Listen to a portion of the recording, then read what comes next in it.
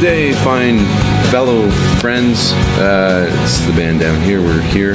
Actually, it's Mark, Glenn, and I. It's November 2nd, and it's 5:15 Central Time. And we're sitting here. We decided to chat about a couple things that are going on in our lives and in Down Here. So we're in the mad frenzy of writing, continuing to write for this record, and we've actually found two producers that we're going to work with on this record. We're going to do 3 songs with a guy named Greg Collins, who mixed 3 songs on the last U2 record, probably the biggest thing that he's done. Ooh, bragging rights. We likey. And then we're also producing 4 tracks with Greg Collins, and another 4 tracks with Mr. Mark Heimerman.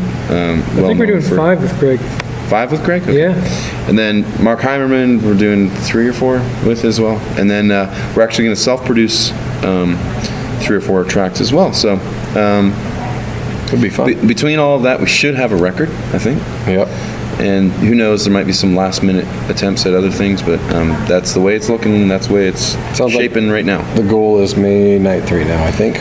May 9th. So we'll keep you up to date on that. Mm-hmm. I'd also like to tell you guys about our brand new best friends, a band called The Swift. Oh, we love you. We love you guys. We love them. The Swift. That's our song for The Swift. We've been on tour with them for a week and a half now, something like that. We got another week to go. Just under that, a little less than a week. It's been a blast. They have great sense of humor. Because that's the most important thing when you're hanging out with people. But another great band, The Swift. It's like a piano rock thing, and they've been around actually longer than we have, like 8 or 9 years or something like that, which I was really surprised to hear. And I was like, wow, someone's been around longer than we have.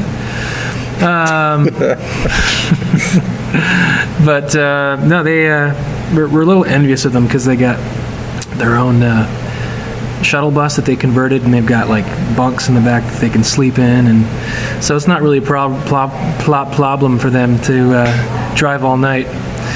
We have to sit on or sleep on our van benches, and they get to sleep in real beds, kind of. And we love it. So you can all be sad for us as we travel around, play rock and roll, and hang out with our friends. No, but they're great, and they actually travel with their wives, which is really cool too. Yeah. So they've got like their built-in support system and love system. So go to theswift.com and check them out. That may come across weird, but don't take that the wrong way. Come on. Anyway, the other thing we want to tell you about is we are getting ready to launch our new website. We're going to do that before the album comes out, probably in January. So to help push that off, we've got an iPod Nano that we want to give away, and we're going to do that to people who will be eligible will be people who are on our email list. So if you're not on our email list, get on there as soon as you can, and we shall do a drawing, I guess, in January and choose a name, and that person will get a spiffy iPod Nano just for themselves. It's an iPod Nano, people. Get excited. Yeah. Don't just sit there and listen. Drawing. We'll have an eligibility drawing room. We don't edit this. A random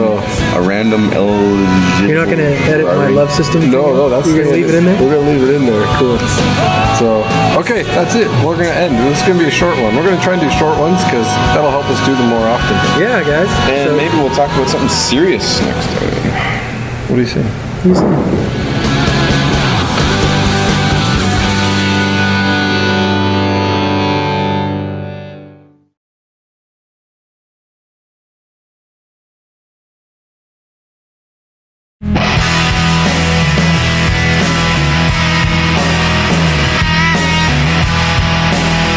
Welcome to another edition of the Downhere podcast. Today is Mark's birthday, November 16th. Woo! Hey, hello! Hey, happy birthday! So, Mark, what have you been doing on your birthday? What's working? We were in the studio this morning with our new producer. In case you didn't know that, Glenn. Yeah, I did know that because I was there. Yeah.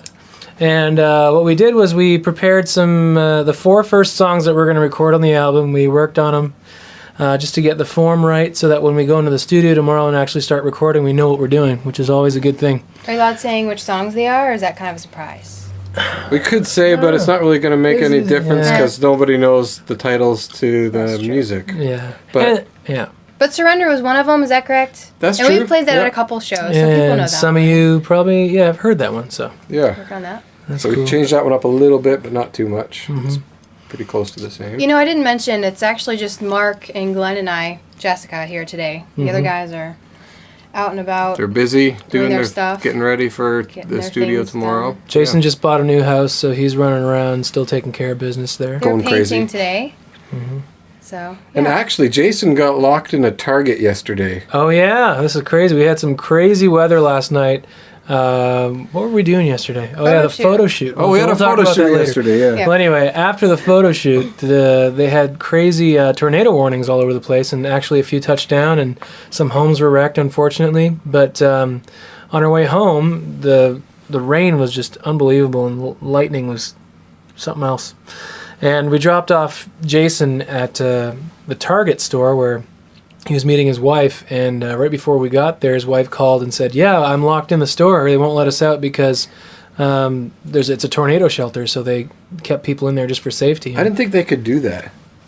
Force people to stay in the store? Yeah. Weren't people leaving when we Yeah, got there's a there? couple- Yeah, there were running out the doors. When we dropped off Jason, there were a few people leaving the store. I was like, So well, maybe it was that's, a strong suggestion. we probably. strongly suggest that. But he- well, they were handing out chocolate, too, Yeah. is what I heard. He got so- free chocolate out of I the mean, that deal. would get me to It stay. was probably That the would. chocolate intolerant people who left, That could be. allergic to chocolate. Well, let's go back talk about the photo shoot. What time did you guys... Was that like an all-day thing? Of course, I was there, but Yeah. for those who don't know... It was. We, what time did we, we met at 8?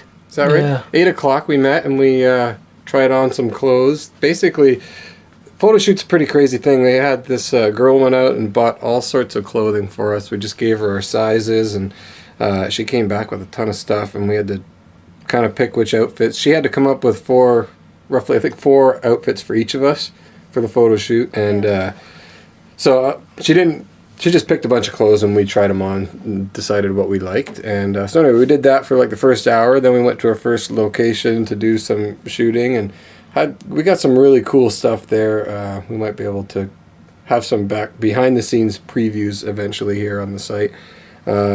But yeah, so that was that. We did a few locations there. Then we went to That was another. in Franklin. That was in like right here Franklin. in Franklin. Then we went up right into Nashville to another studio with our. It was kind of... Well, I picked up Jeremy's wife, took her in. She was kind of feeling sick, so just trying to get her all better. And then we met the guys over at the warehouse. Or I guess it was a warehouse kind of thing. It was kind of freaky. Like it was in really, really weird part of Nashville. It's in a Kinda- part of Nashville where you would expect to find a warehouse. It's called the warehouse, but when you walk in, it's like Alice in Wonderland type thing. Are you talking Oh, about the no, first the- warehouse no, or the the second- second? Oh, the second- other warehouse. No, that Okay, the warehouse other is one like actually- really nice. oh, Like, yeah. really, really nice. The second place was actually a warehouse. The first warehouse we were in is like this souped up, expensive Led Zeppelin drum kit there, vintage guitars and amps everywhere. Lots of All Beatles over the memorabilia. Yeah. Yeah. And then the second warehouse was kind of, It was a real warehouse. It was just a photo studio, really. yeah. Yeah. Like, it was cool inside, but you had to go through like a chain link fence. And Yeah. That's where there's like Kind of a sketchy part of town. Dobermans Climbed running through a at couple us or something, tunnels yeah. and But they had made up these huge backdrops and backgrounds for the actual photo setups, and Which actually, one of them looked really cool. They actually did a huge kind of rectangular shaped board that they painted brownish, maybe a little bit of maroon kind of in it, and then a whole bunch of little holes. Mm-hmm. And then they blasted light through the back. through the back. yeah. So it was really, really neat. It was picture. awesome. They did a really great job, and I guess they don't use these backdrops for anybody else. That was just... Yeah, they were pretty elaborate too. I was surprised. I was like, "Wow, you're really not going to use these again." But no, all in all, it was probably by far the best photo shoot we've done so far, and I can't wait for you guys to get to see those pictures eventually soon. Yeah, we're excited. Yeah, I think we're looking We're looking pretty hot. pretty stellar. So tomorrow you guys go into the studio and start recording something. And then you guys will just be doing tomorrow and Friday. Yeah. We're recording 4 songs, the drums and the bass tracks for 4 songs in 2 days. Is that pretty, I mean, is that pushing it, you think? No, we that's- should No? we should be able to get, It's given good a bit of time so we can Yeah. work things out. and there'll be long days too. Like probably 12-hour days. And these are the Mark Heimerman sessions. And Mark That's Heimerman 2 days. is actually the producer who produced, I think, all, if not most of the DC Talk stuff. Yeah. So he's a lot of fun. He's a lot of fun, real down-to-earth guy. He's a northern boy too. He knows Jason's hometown area, so that's kind of fun to listen to them kind talk. of random. And random, yeah. So we'll be able to fill everybody in on how that went in the next little and I'll bit. be there taking a bunch of video footage, so hopefully we'll be able to Video and get pictures. that up online as soon as possible. Yes. For you to see. So I think with that, happy birthday, Mark. Happy birthday. Thank you. You're going to do anything else for your birthday? Really don't have specific plans tonight. I have a friend who is hoping to maybe take me out tonight. We'll see what happens with that. I mean, I don't have a card or anything, but, you know, it's always fun getting money for your birthday. So here's $5. Oh, hear that? Happy birthday. That's the crinkle Yeah, it's of... always fun to open birthday cards and get the money. It's only the The money green. anyway. that you like, Go so. buy the Blueberry cereal. We're going to stop by and get you Frankenberry? some at Kroger, I don't know if we can but find I that don't know anywhere. if it's... Is it Frankenberry or Blueberry that you like? Frankenberry. I have actually never had blueberry. Oh, I like Frankenberry, but I don't know where to get it. me neither. I might have seen it at Walmart. Maybe Walmart. But Walmart has everything. So. I like cereal, folks. Buy So, Mark some cereal for his birthday. You buy can Mark ship some it cereal. to the address on our website, care of Mark Martel. That's a good idea. Yeah, it Thanks is. for that plug. It is. We should have bought we had a little dessert last night. We should have bought that for you. We were watching the hockey game. Well, trying to watch the hockey game. Yeah, trying. Cool. But with that, stay tuned. We'll hopefully be coming out with another podcast soon. Keep you updated on what we're doing, where we're at, and if not before Thanksgiving, have a great Thanksgiving, and we'll see you probably sometime before Christmas. Talk to you soon. Bye.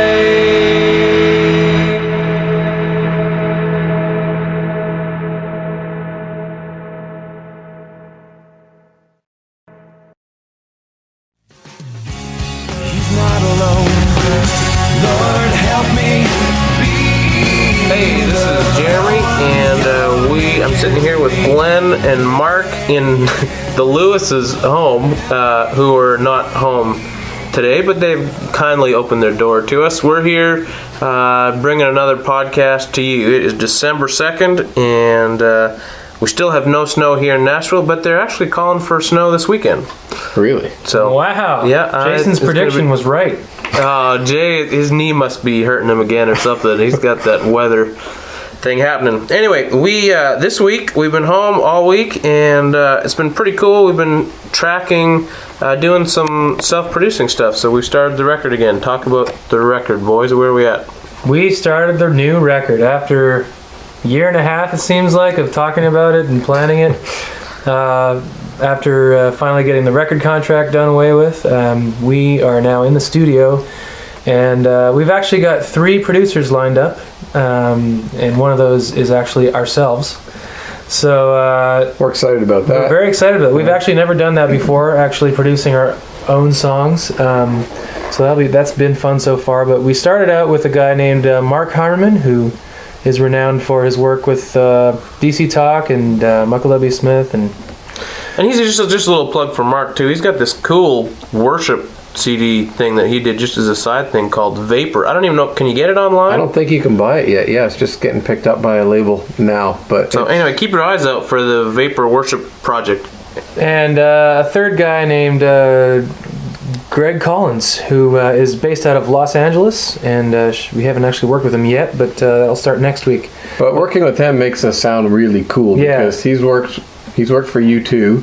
He's flying in from LA and he's bringing an engineer down from New York City. So it makes it sound like we're big stuff. We got a crazy budget for this one, man. I tell you. It doesn't really get any more pro than that. But so far, it's been an awesome experience because I don't know what it is, but it just feels more natural than any other recording experience we've had before. I don't know, maybe it's just the personalities or the experience or just the fact that we feel really prepared and we've got lots of songs to choose from, which is awesome. I think that's probably the big part of it. And most of these songs we really haven't even played together yet. So we're learning the songs and really fresh kind in the of studio. putting them together in the studio while we're there. And There's actually some pictures on the blog, aren't there? On the Down Here blog, some Yep. pictures from our studio time, and There are pictures on the Down Here blog, and if you're listening to this, you probably already know about that, and you probably already know about the message board, but you can vote for some photo shoot pictures there too. So one thing people have been asking me a lot, and probably all of us, is what is this new album going to sound like? Is it going to sound like more like So Much for Substitutes, or more like the first album? What do you guys kind of think so far? I don't know. I think we're really finding our stride as far as defining what our sound is. It's been a little bit complicated, seeing as that we've got two strong writers in the band who have different musical influences, and so we've always, over the last 6 or 7 years, been trying to figure out what that sounds like. But I think We're getting closer. Yeah, I think we are. This album is going to be probably a little bit of both of our last two albums, but obviously more modern sounding, because today is not yesterday. Nor is it 3 years ago. Nor is it 3 years ago. I think there's going to be probably some drums and some bass guitar and probably a little bit of electric guitars too. Yeah. Maybe some singing. Yeah, you can bank on that probably. A rap or two. Couple of Rap, raps. yeah, in French rap. Je rappe en français. Cool. So yeah, we're excited about that, and the photo shoot. There's just a lot of new stuff happening for us, which is exciting. It's going to bring a new element, fresh stuff for us. So, Christmas. Any guys you want to talk about your Christmas plans? I'm going home. I haven't been to Canada to visit my family for a year now, which has been way too long, and I've started actually dreaming about seeing my family, so I must really cool. miss them. Yeah. That's awesome, man. Well, I'm Sherry and Jonah. My family are flying down to Franklin on this coming week for the recording, and we're here till almost Christmas, and then we'll be back home for a little bit, and I'll cool. be gone for our New Year's Eve gig in Atlanta. So yeah, And the Lavenders are going to come stay at my place. Me and my wife are going to host the Lavenders for a little bit, so she's excited about having a little kid running around that isn't ours yet. So that's you don't have to be responsible for Yeah, it. exactly. Although he might tear down your Christmas tree. Well, we just put it up last night. I think Aaron's got some pretty strong words for him if the Christmas tree starts falling. So yeah, but that's pretty cool. And then we're headed up to Montana, to the land of. Nice. They've already had. They've had so much snow already that my father-in-law is looking to go out and buy a snowmobile so that they can get into town if it gets so Holy drifty. cow. Yeah, so it's going to be a very white Christmas. We're excited about that. And my parents are coming down too, so we'll get to hang out with them. They're coming to Montana. To Montana, Nice. yeah. So it'll be a big white family Montana Christmas. So Big family white Christmas, yes, not big white family. Well, Montana is pretty big. big. Right. Yes. Okay. Although you are got a it. big white family. Yeah, we are a big white family. Yes. Yes. And before we get into any more trouble, the phone is ringing and we have got to go. So thanks for coming out. We'll see you next time. Take care.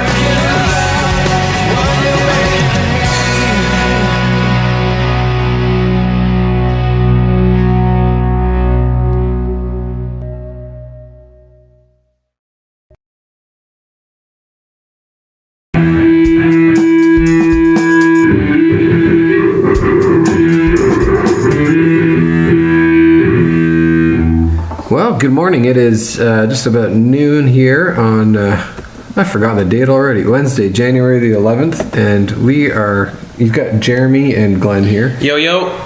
We're at the studio right now, so you might hear some guitars being recorded in the background. We're hoping you're going to hear some guitars recording in the background because that's why we decided to do it here, wasn't it? Well, and we want the recording to continue, so yeah, we do want. Yes. Yeah. Okay. Oh, I got you. Yeah. So anyway, Mark's amps are all right. Actually, they're not his, but they're all in a room right behind us. And so every once in a while, you should hear some clanging. Just recording a song called "Everything Will" right now at Tom Lonnie's studio. It's one of the songs that we're self-producing. So yeah, we're having a good time. We're a little rushed this week, but we're on schedule, so that is a great thing. And we're nearing the end of the whole recording thing. We've only got 2 weeks left of actually tracking and overdubs, which basically means just hitting record and recording whatever you're doing, whether it's vocals or guitars or whatnot. And then we go into the mixing phase. Yeah, did the absolutely last bass track today, so I'm finally done. You've got a few more things to do. I've got a few shakers and tambourines and just like sprinkly stuff to put into, which we call percussion here in the industry, to record. And then, then we're just, the fat lady will sing soon. So we're looking Not forward on to our it. record, but Not on, well, yeah, okay.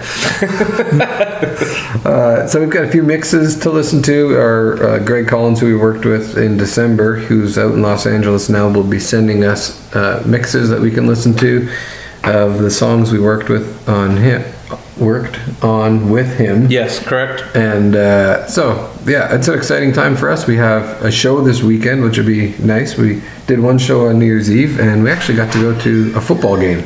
Yeah, that was really cool. We played in Atlanta on New Year's Eve, and so my sister came down and say hi to Mark. we're doing a podcast here. With the guitar. Hey, podcast listeners! Hey, you're supposed to be playing guitar so they could hear your recording guitar. I just finished. Yeah. Nice. All right, there it is, folks.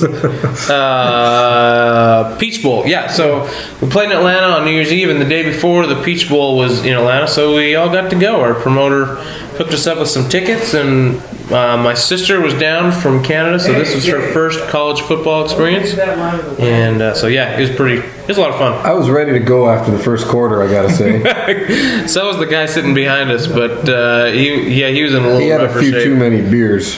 Yeah. You know what? Well, we did leave after the third. Yeah. So it was kind of a blowout. It was a blowout game, but it was just fun to be there and experience the whole college football atmosphere thing. Madness. It's a lot bigger madness. here, and they had 2,000 people on the field for the The halftime show was cool. I liked that. I thought that was fun. So yeah, it was good times. I gotta say, my Canadian blood, when I got even back to Nashville, I really felt like I needed to go watch a Predators hockey game just to cleanse me. Oh yes, okay. That's gonna make all our American friends much closer to us now. What can we say? So, hey, we're giving away a Nano sometime here in the next week or two. We were going to give it away when the new website launched, but as things go, it's In the website industry. we're a little behind schedule, and that's we're just going back and forth with the company we're working with, trying to figure out a design, and we're picky, so it's taken a little bit of time, but we'll get there. We expect to see another art design today, and we'll try and decide what we want to do with that. So, Well, and the timing may work out great because maybe the launch of the website will now coincide with the release of our first radio single. well, that's true. Which should hopefully happen next month. Yeah, next month, sometime in February. So we're working hard to get all these songs recorded so that we can pick which one we want for the first radio single, and then take it from there. Get the ball rolling. Hey, speaking of singles, if you live in Canada, we released, or it's happening soon, or if it hasn't happened already, we recorded a song for a project for a guy named Wes King who lives in Nashville here, and we recorded one of his songs Called Excavate. And they're going to be releasing that to radio in Canada. So if you hear any Christian radio stations and you live in Canada, call them and ask them to play it. It's kind of cool. We totally redid it. It was this kind of really soft acoustic guitar thing before, and sort of notched it up to the rock and roll world. So, Which is where Down Here we live. exists. That's where we live. Yeah, that's And, where we live in the rock and roll world. Hey, the blog. Do you want to? Hey, you need to check out our blog. We've been putting some posts during our time in the studio, kind of on off hours, and so Mark has a great post up there, the most recent one. And Lots of pictures too. If you want to see what these studios look like, we're in. Right now, the computer that we're recording into is sitting on a ping pong table with a Pong Master on it that shoots out up to 90 balls a minute. 90 balls a minute, yeah. So look out, we dodge ping pong balls on our downtime. So Pretty crazy stuff in these studios. So anyway, yeah, go check the blog out. It's Down Here. You can get it from downhere.com, and we'd love to see your comments, and we sure appreciate your prayers as we're finishing up this record and getting the whole show on the road. So tell your friends about our podcast, tell your friends about our blog, tell your friends about our website, and tell your friends about Us. because we like when you talk about us. Yeah. Yeah, cool. All right. Well, we love you. And peace out.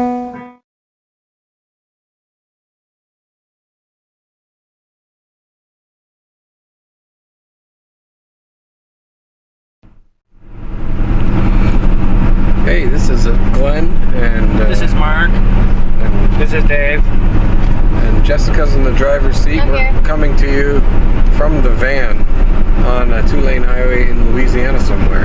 And we just drove through the craziest hailstorm, windstorm, anything I've ever been in. And I happened to open up my computer and press record as it was happening, at least as it was starting to wrap up. So it's still, it sounds pretty bad, but it's not quite as bad as it was. So anyway, take a listen to this.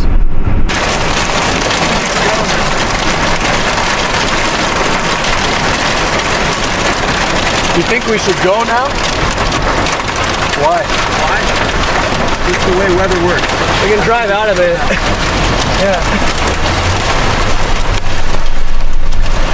Our windshield is cracked.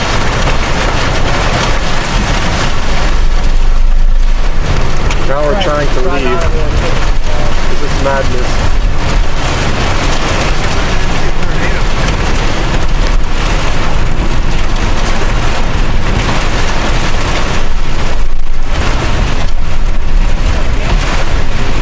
That's got to be the craziest thing I've ever been in.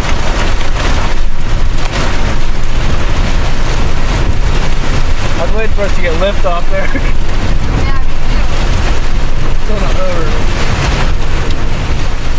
Whoa!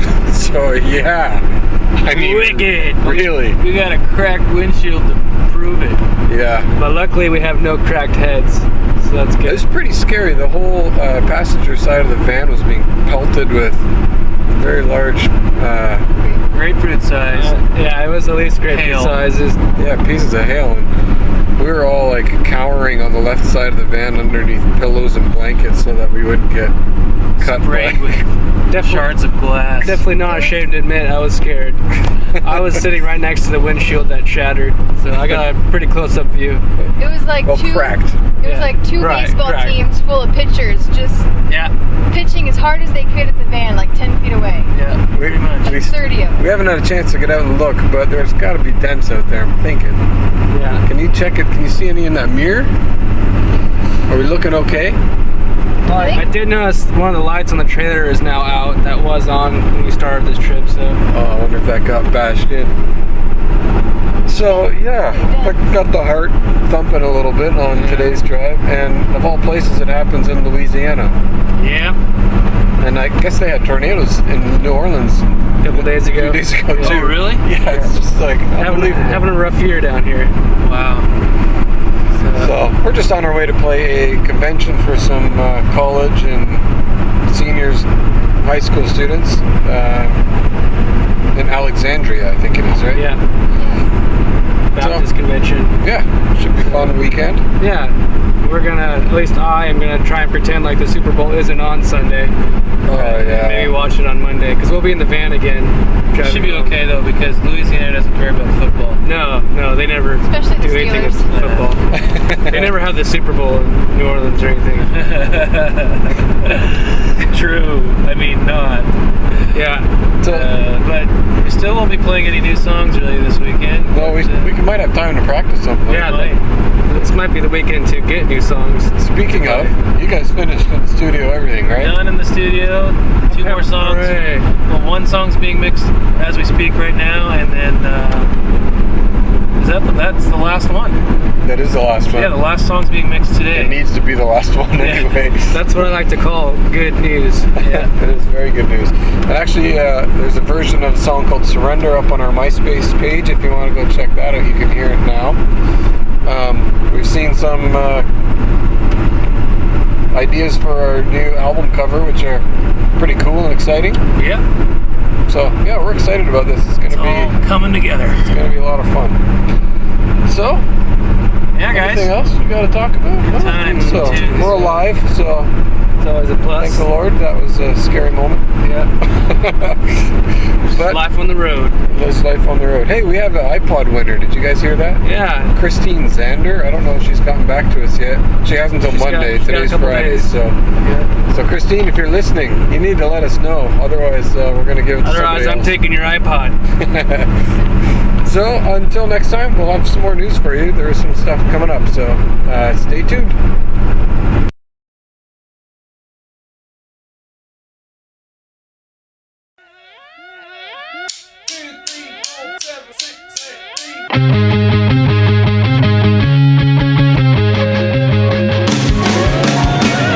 Hey, this is Glenn, and today's podcast is going to be a little bit different than usual. We spent April 1st through the 5th in pretty much in downtown Nashville with the Gospel Music Association Music Week. And what that entails is a whole bunch of interviews for us and a whole bunch of playing and just keeping real busy, which is a good thing for a band to do. So we were busy promoting our new album, and we had a couple of interviews with we had a lot of interviews with guys, but we recorded a couple so that you guys could sit in and listen. So we've got just a couple of pieces from 2 interviews. The first one is from a guy named Harco, and he's from the Netherlands.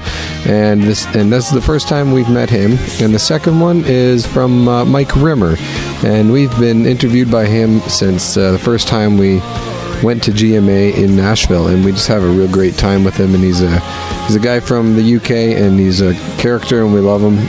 So yeah, enjoy. And here's Downhere being interviewed. I'm Harco Ploegman. And you're from Holland? From Holland. Yeah, cool. I'm writing. What do you do? You write for I'm writing. magazine, or? I'm writing for a teen magazine called Habits Identity. Okay. And for Hebes. Yes. We are in a transition to change our name. Okay. To Identity. Oh, cool. Yes. Cool. So we are now calling it at this moment Habits Identity for a few more. Soon to be identity. Yes. Soon to be identity. Yes. And do you have a website if people want to go see some stuff? Yes. I'm writing for a Christian music magazine called ccmplanet.com. Okay. And I do the Dutch section of it. Cool. And after your last visit, you fell a little bit off the radar. That's exactly what we say. Okay. And now you're We're back. Re-emerging. Emerging. Yeah. Can you tell the story of what happened? Well, our relationship with Word came to an end shortly after winning a Dove Award for one of our songs on the last album, and really feel like we had lots of encouragement to keep going, even though we didn't have a record deal anymore. But we continued to be on the road, continued touring even when we weren't signed to a label for a year and a half. Is that how long we went without being signed? 1 year. 1 year? Okay. Well, yeah, we kept going, and but after having an album out for more than 2 years and not having a new radio single, the public starts to forget about you. Yes. And we started to see less and less shows, and we really knew that it was time for a new album. And so we started meeting with new record labels, taking meetings, and we saw lots of interest from a couple labels, but didn't work out. And there's a guy named John Mays who's been in the industry for, let's say, 25 years and has been everywhere as far as in the CCM industry, and has a lot of wisdom, and he's been a really encouragement to us. Even before we were signed to the new label, he goes to our church, and Jason knows him really well. They've been in a small group together for quite a few years. Okay.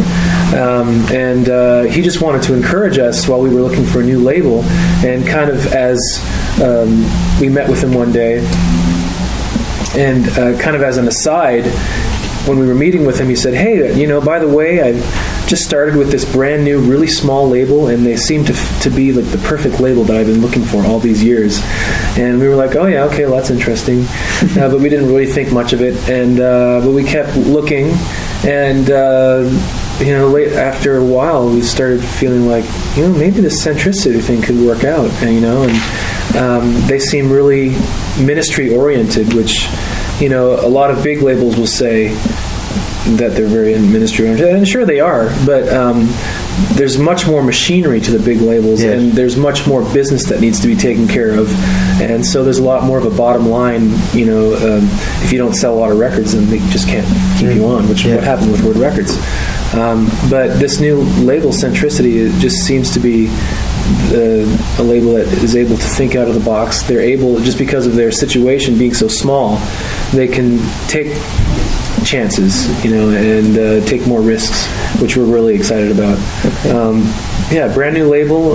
They've got 3 artists, Centricity Records. Yes. Who are the others? Jamie Jam Goshen, Circle Yeah. Slide, and us. Okay. Yep. The funny thing is, in fact, you're back with Word. Yes, Yeah. distribution. Distribution, Yeah, we always had a great relationship with Word distribution. It's And- not a strange thing for you to... No, it's actually really good because we have the same people working our album. So these people really got into our stuff and believed in us, and then we were gone. And they're actually disappointed. Okay. And then for us to be picked up by Word Distribution again, it's great because these guys are like, oh, good, now we can push them again. And even our distribution company that is in Europe, they were making sure, they said to us, okay, if you guys don't go with Word, make sure we're your distribution company in Europe because they've been working so hard for us, Cool. And so it's a good thing. It's a really good thing. It's funny, but it's a good thing. Great. And when you lost your record deal, how did you feel? Well, I I don't have to. we lost our record deal before we ever lost our record deal, if Okay. that makes sense. We lost the support for the record deal. So when we lost the record deal, actually, we were actually very excited because it meant we were free to Okay, move but on. We were kind of expecting it. We were disappointed. Well, what did you do with it this point? We always have walked really lightly with expectations.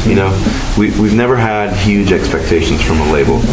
I don't know whether that was a manager's advice. I think the temptation when you're signed to a big label is to expect that they're going to do everything for you, and because they've got all this money, well, it can't. If it goes wrong, then it's their fault, Yeah. But we're the ones who write the songs, and obviously people didn't respond to it, and you learn from that, and you just have to understand that if it's business. My favourite Canadians are on the program right now. Welcome along. Thank you. So just say hello and remind people who you are. I'm Glenn, and I play the bass guitar. I'm Jason, and sing and play guitar and piano. I'm Mark. I sing and play guitar. I'm Jeremy. I'm the drummer. Yeah, because you got a new drummer, haven't you? Yeah, we did. Finally. That seems to be the rumor. Yeah, one with a lot less hair, anyway. So. That's the more. That's from Wide-Eyed and Mystified, and that's from Downhere, who are my guests on the program today. So Wide-Eyed and Mystified, great album title. It rhymed. It does rhyme. That's right.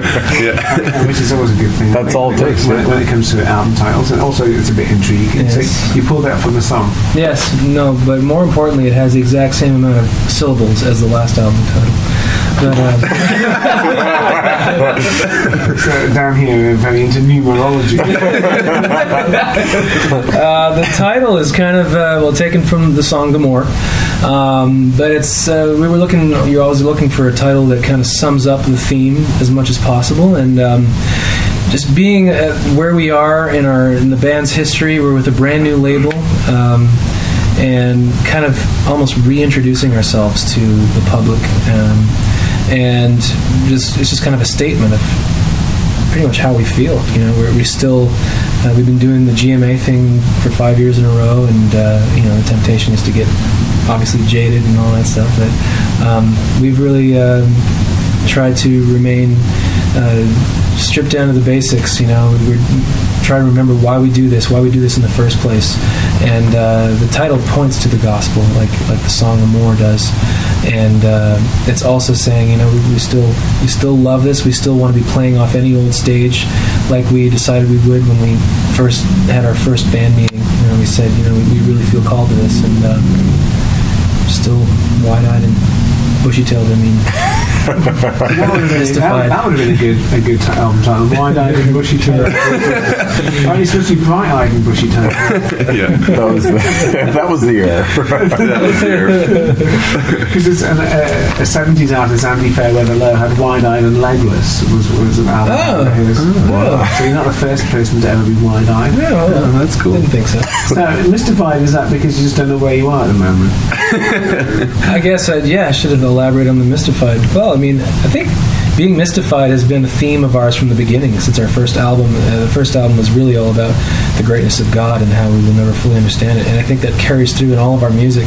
There's a song on the album called Unbelievable, and it's really a song that is really just saying we're never going to have it all figured out, and we're just thankful that music exists, and we're always inviting people to keep writing songs because the greatness of God is unsearchable. So do you like the kind of mystical aspects of your faith? I do like the aspects that we can't figure out. I think it kind of puts me in my place. It really shows me that I'm really small, and that's good for a rock star to remind himself of. I'm wondering about you being a rock star. So today you're walking around and you kind of not shaven, and you've got Clark Kent glasses on, and I wondered whether this was like your off-stage alter ego. And he's walking around with a camera like he's a photographer. So I'm wondering whether you're just doing this to disguise the fact that you're kind of like fronting a rock band, and whether you disappear off in a friend box somewhere, you come out as lead singer. You know what? I've tried to. I think we've all tried to shy away from the GMA look. There's the GMA hair going around, and especially. But no, I mean, I feel that I don't want to lean on our look. And something works for some bands. Mark definitely has the split personality though for somebody who. That's true. You just kind of get to, if you just do an interview with him and he's soft spoken and quiet, and then he gets on stage and he is in control. So he turns from being mild-mannered interviewee to super monster. Very much so. And he scares people. Yeah, I can understand that. So what's the GMA hair look this year then? Because I know I think it's the same as last year actually. What's that then? I think it's the faux hawk. Yeah, we're a little behind here. Yeah, the full hawk. Faux hawk. Faux hawk. Like the fake mohawk. Oh right, in the I've seen a few of those. And kind of the long in the front and the spiky in the back. Yeah. That's it. Because a few years ago, it was kind of shaved head and goatee beard. Yeah, that's true. That's true. Yeah. I did that for a while. It didn't work for me very well. You mentioned Unbelievable. Should we play that next? Anything else you want to say about the song? Yeah, the song, it's kind of it was kind of cool in this last writing process. God gave me a grand piano. I was 100 years old, and the first moment I sat down on it was in my living room after the tuner had been done with it. I sat down, and the first words I said were dust. And I'm the third owner of this piano. And the lyric just kind of goes over. It's kind of like, if the walls, or if this piano could speak, it was in a church, this piano, of all of the different praise that it had been involved in, and kind of a nostalgic trip through the legacy of worship and how we join. That our songs aren't necessarily original, that they don't originate with us, but they originate with the wonder of the gospel, and that. It's actually kind of cool because, it's tempting to be critical and overcritical of people's attempts and young people's attempts to discover their faith through, sometimes cliche ways, but those words still hold a lot of meaning. And so it's kind of like a let go of that criticism and an invitation for people to write more songs, because we can't have enough to express how big and awesome God's love is. Before the break, I played you Unbelievable from Downhere from Wide-Eyed and Mystified. I'm just trying to, while I was playing, I was just thinking, how can you be a third owner of a piano? The third? The third owner. Oh, I thought you meant the third. Okay, I thought you not a third owner. I thought you owned a third of a piano. Register. You had a whole song to think about that, man. You should have worked it out. I was just You know, maybe you just had it for 4 months of the year. No, I am the third owner. Yeah. That's all right. Thanks for clearing that up for me. Yeah, thanks. What were we talking about? Dumb interviewers? Yeah, dumb interviewers have run out of battery. Oh, no. That's okay. I'm just waiting for it then. That is probably the dumbest question. I'm glad it was you. Yeah, it's over.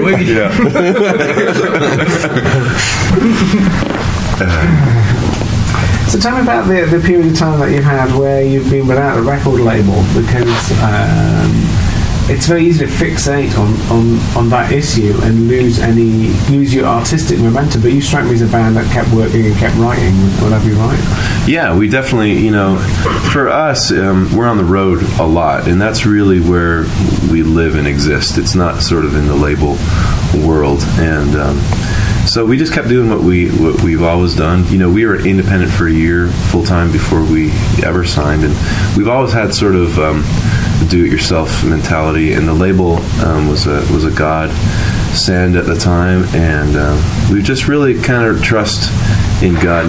I think there's a temptation in life when adversity comes to, you can react to it two different ways. You can become bitter and have entitlement and think the world needs to cater to your whims and your wishes and dreams and aspirations.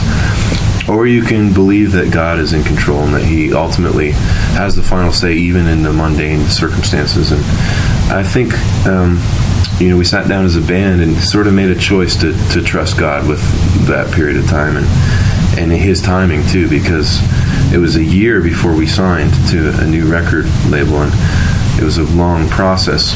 And in that process came a lot of songs about faith and just really trusting God. And it's really cool how He's used the time in our lives to kind of mix us together and really kind of formulate not only just the direction of what we're communicating, but just us as people as well. So what is most exciting about what's awaiting you now then? And is it that you're just approaching things and you've got quite a lot of experience under your belt, and so you're not going to get quite so hurt this time around? That must be helpful. We have good songs. I think these new songs we all love, and we think we've finally got there, with the songwriting. Jason and Mark really stepped it up for this newest album, and we're all really excited to be playing these new songs for everybody, and that's enough to keep going, So I think the other thing too is the fact that we do get to reintroduce ourselves, and it's almost like we get to start with a clean slate, a new team, new people who are really excited about these new songs, which are just fantastic songs. And so to be able to, and we do have some experience and some time in the industry and been able to develop some relationships, and so I think just this new season, there's a real exciting freshness, wide-eyed approach to it. And also a real peace in the experiences that we've had, coming from the experiences that we've had, just maturing and being in a different spot in life with a new label. It's like we're starting over, but we know more. We know what to expect now, and we can just rest in the fact that God knows what He's doing. I know I used to say that 5 years ago, but I think I believe it more now. And GMA's been really freeing this year. We've played a bunch of times, and I just feel like I don't care as much now, because no matter what we do, we can't make our song hit on the radio. We can't make our show go well. This stuff will just happen. We have no control over it anyway. So we just have to do the best with what we have. And head off and be wide-eyed and mystified. Yeah. Let's finish off playing Stir, and Downhere, thanks for coming to the program. It's great to catch up with you. Thanks, Mike. There you have it, some information about what's been going on with us for the last couple of years, and some info about the new album, and behind-the-scenes look into GMA 2006. Hope you enjoyed it, and we'll talk to you next time.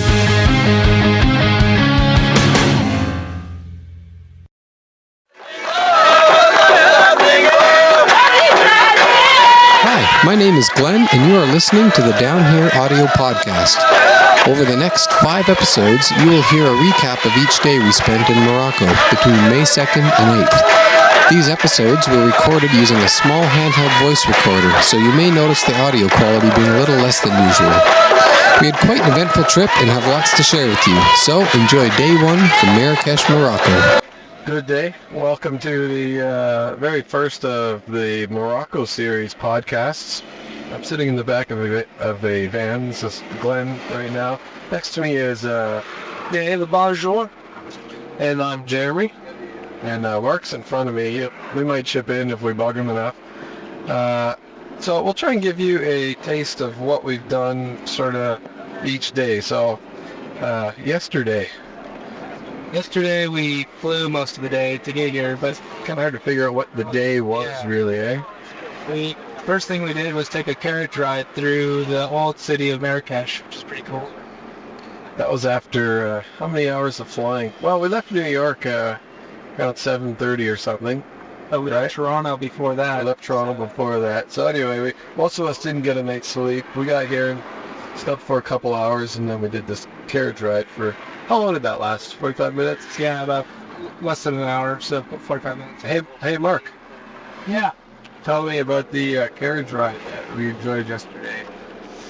Well, what'd you see? It was more about what I smelled. There were some definite smells going on there, and I have to probably attribute it to the horses. But there's a lot of like pollution, like car. There's a lot of exhaust in the city. Much more. I noticed it, and I commented. I noticed. They don't have the emissions controls here. I made a comment about it to Jason, and he was like, "Really? I haven't noticed, but I don't know. Maybe I'm more sensitive to smoke and that kind of stuff." It was getting to me. It was giving me a headache. Same with you notice more cigarette smoke around here than home, I guess, because that's kind of disappearing. Yeah, the worst part was at the terminal in Casablanca. It was a smoking. It's like an ashtray terminal. It was like an ashtray. Living in an ashtray. Smelled great. Well, no, the carriage ride was cool. I don't know. I think the highlight though is after that we went. 4 of us went and walked through the city of Marrakesh, just exploring, and went through a little marketplace and got asked to have tea with one of the vendors, which is a really traditional thing they do here. They love one of the things they love to do is sit and have tea and just talk. So we got to talk with, we didn't even get his name. He never did tell us his name. But the thing that was weird is that normally it's mint tea that we get.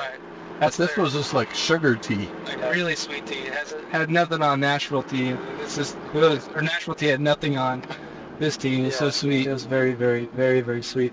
Yeah, the walk through the town was better. I enjoyed more than the carriage ride, because the carriage ride, it's like you're kind of floating above the culture, just kind of observing. It was a good overview for us arriving, though, really. It's true. It helped just to kind of get a feel for the town. But, just actually walking around and interacting with the vendors. Monkey. Yeah, we have sighted our first monkey. Monkey sighting in Africa. And that guy definitely has a monkey on his back.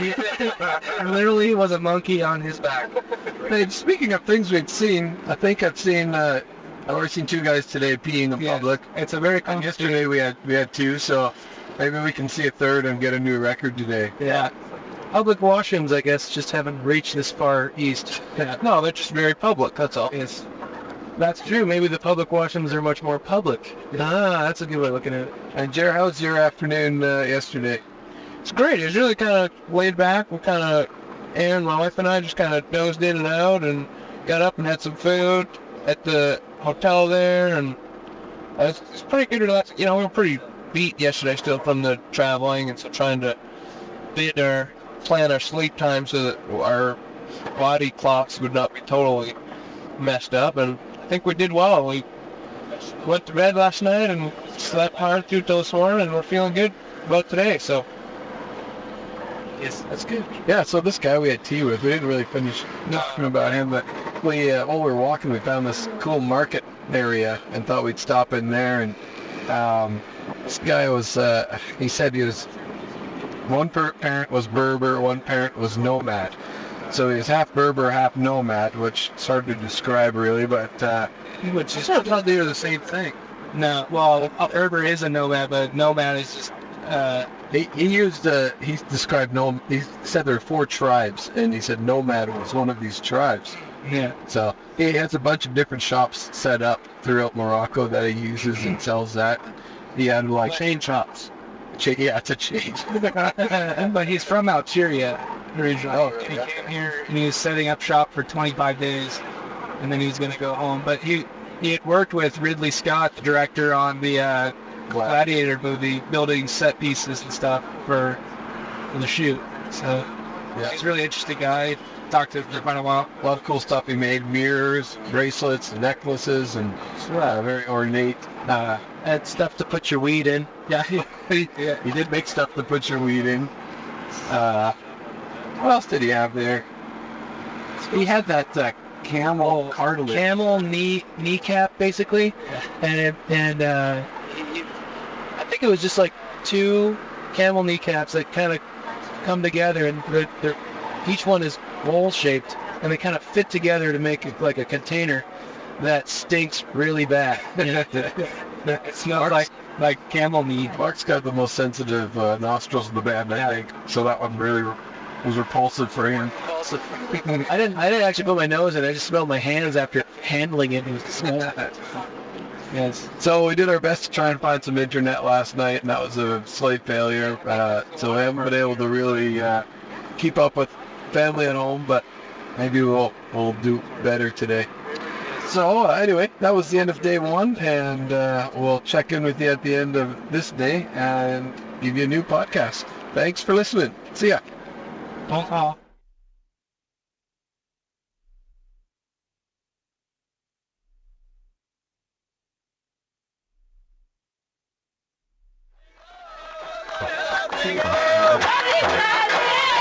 Hi, my name is Glenn, and you are listening to the Downhere audio podcast. Over the next 5 episodes, you will hear a recap of each day we spent in Morocco between May 2nd and 8th. These episodes were recorded using a small handheld voice recorder, so you may notice the audio quality being a little less than usual. We had quite an eventful trip and have lots to share with you, so enjoy Day 2 from Marrakesh, Morocco. Okay, the whole band here at the table. We're having lunch out beside the pool. It's a beautiful day, about 24 or 5 degrees Celsius, which would be, 70 something? Times 2 is 50, 30, 80. Anyway, it's nice. We just want to tell you about what happened on our second day in Morocco, because it was ridiculous, for starters.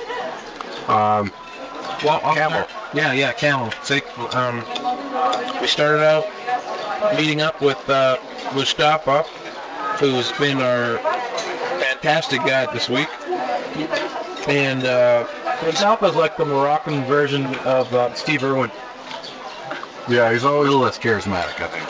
Yeah. But he's always got the baseball hat and the vest on, no matter what function he's at. It's awesome. But he's not interested in drawing attention to himself. Very That's it. suave. Yes. Very good, very service-oriented. Steve Irwin's just about selling the show, I think.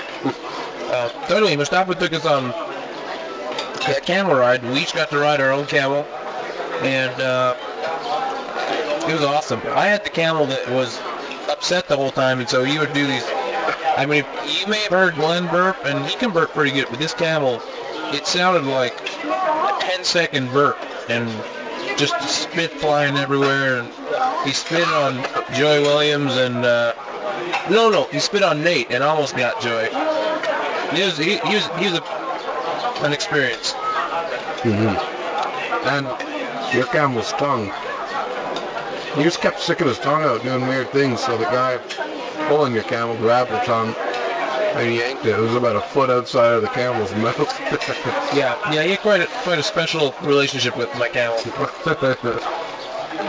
It was cool. We just kind of went for a half-an-hour ride and kind of we crossed a busy street and then went into like a sort of a garden/fieldy area. Saw a herd of sheep with shepherds. It just kind of takes you back a couple thousand years, and it's really neat. Then we had how long of a break? Like an hour? Yeah, because I slept for half of it.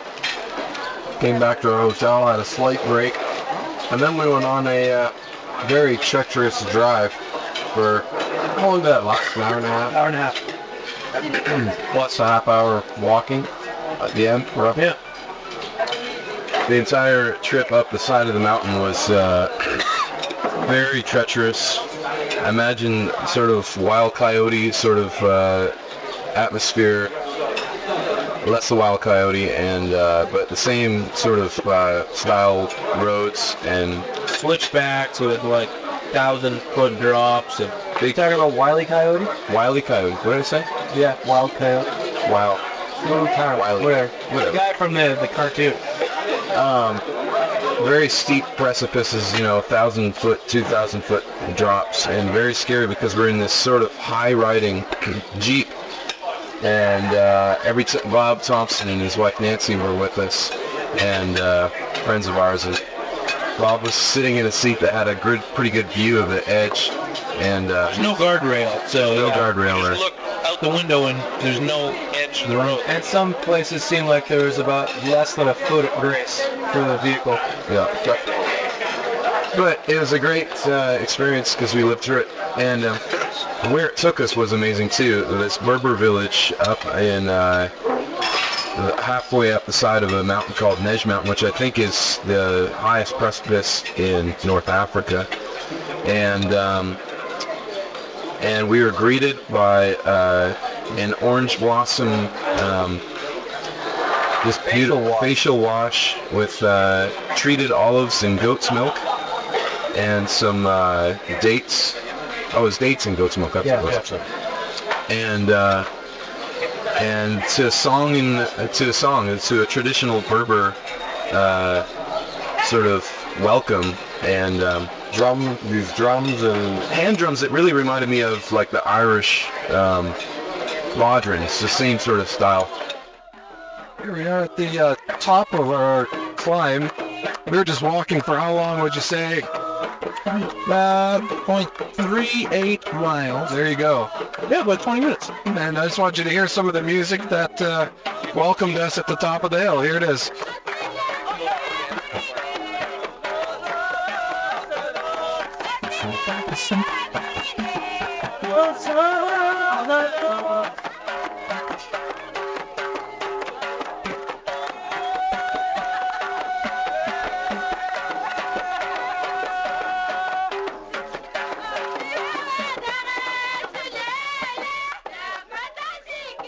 And then we were treated to like the most unbelievable view and sort of snack.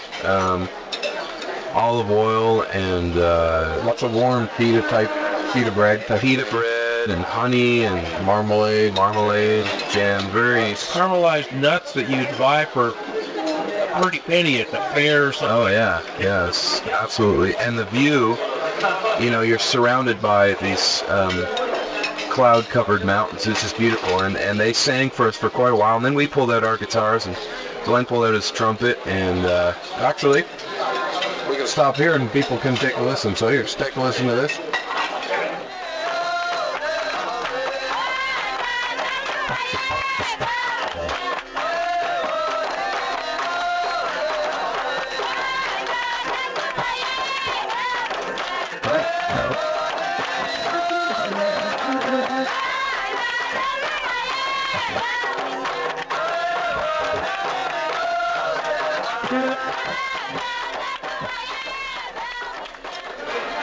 There you go.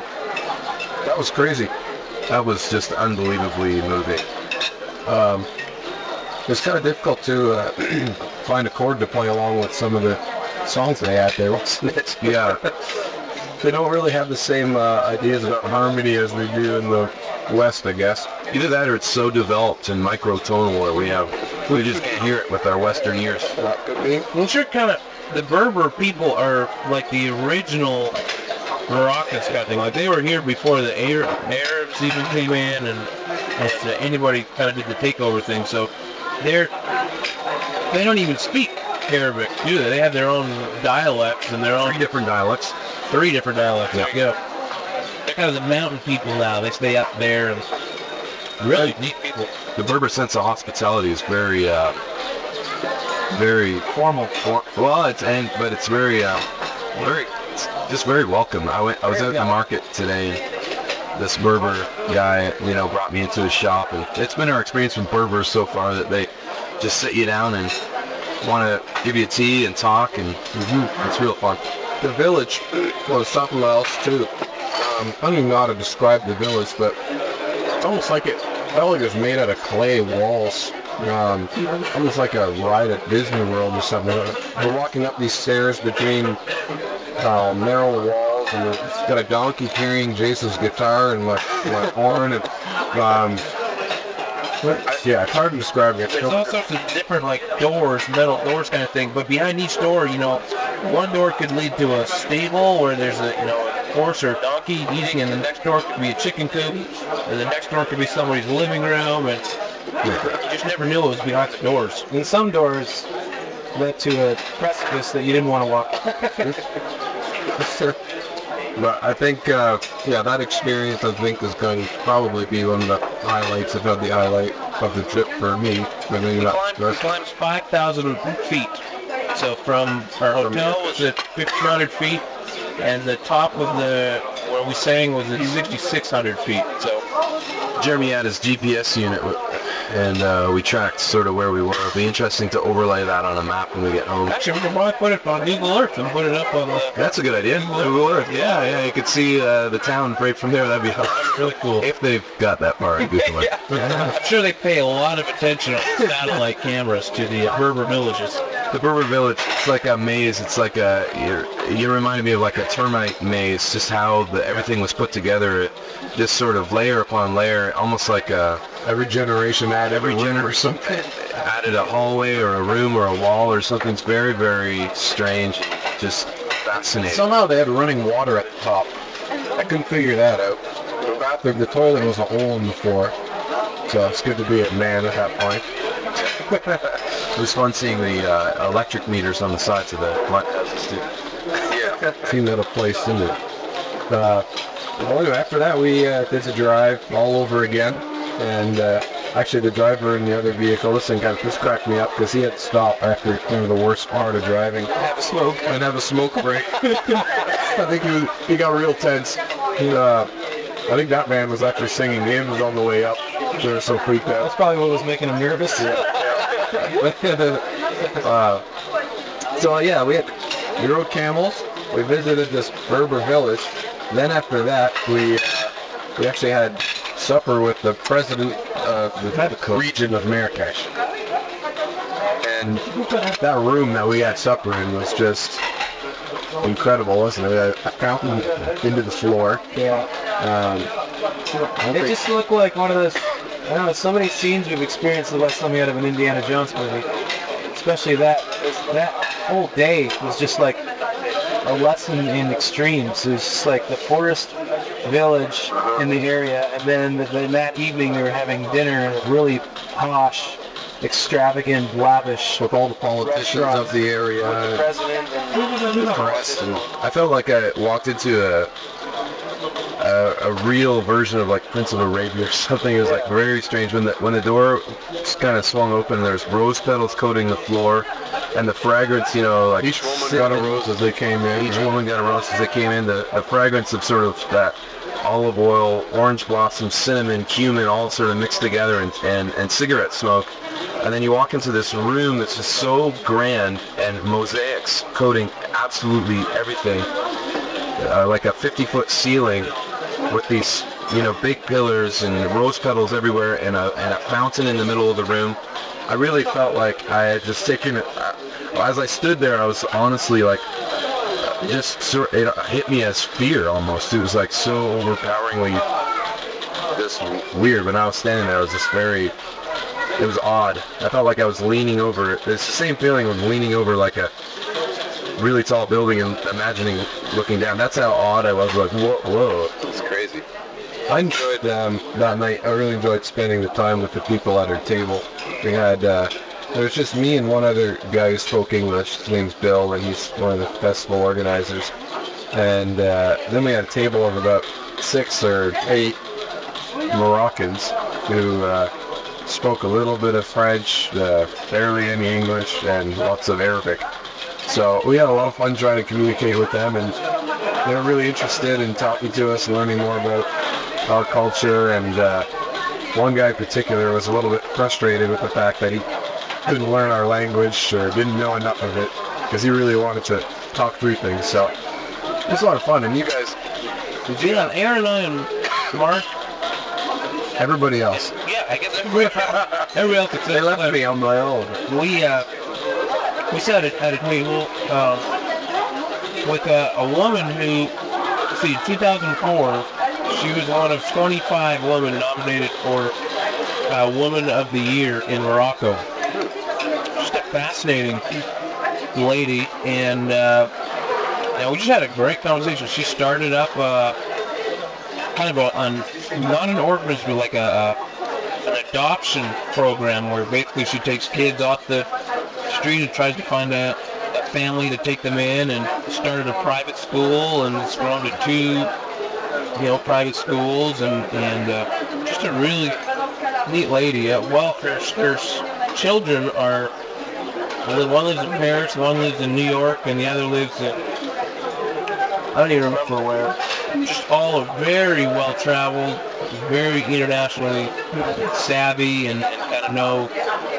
And I guess that's one thing that struck me about Mustafa too, our guide, was how well he knows the jokes or the innuendos of the culture. Yes, sir. Of the culture this time is. Yes.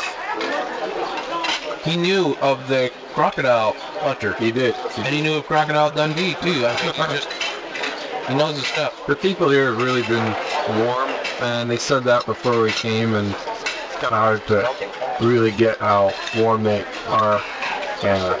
But that night was excellent, and throughout the day it was just a really cool thing. Like we were saying, lying in bed that night was just too much to process what happened that day. Camel riding in Berber village, and dinner with the president.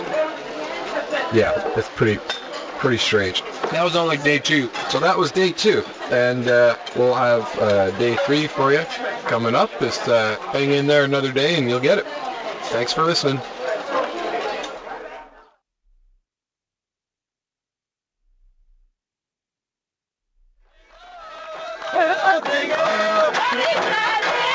Hi, my name is Glenn, and you are listening to the Downhere audio podcast. Over the next 5 episodes, you will hear a recap of each day we spent in Morocco between May 2nd and 8th.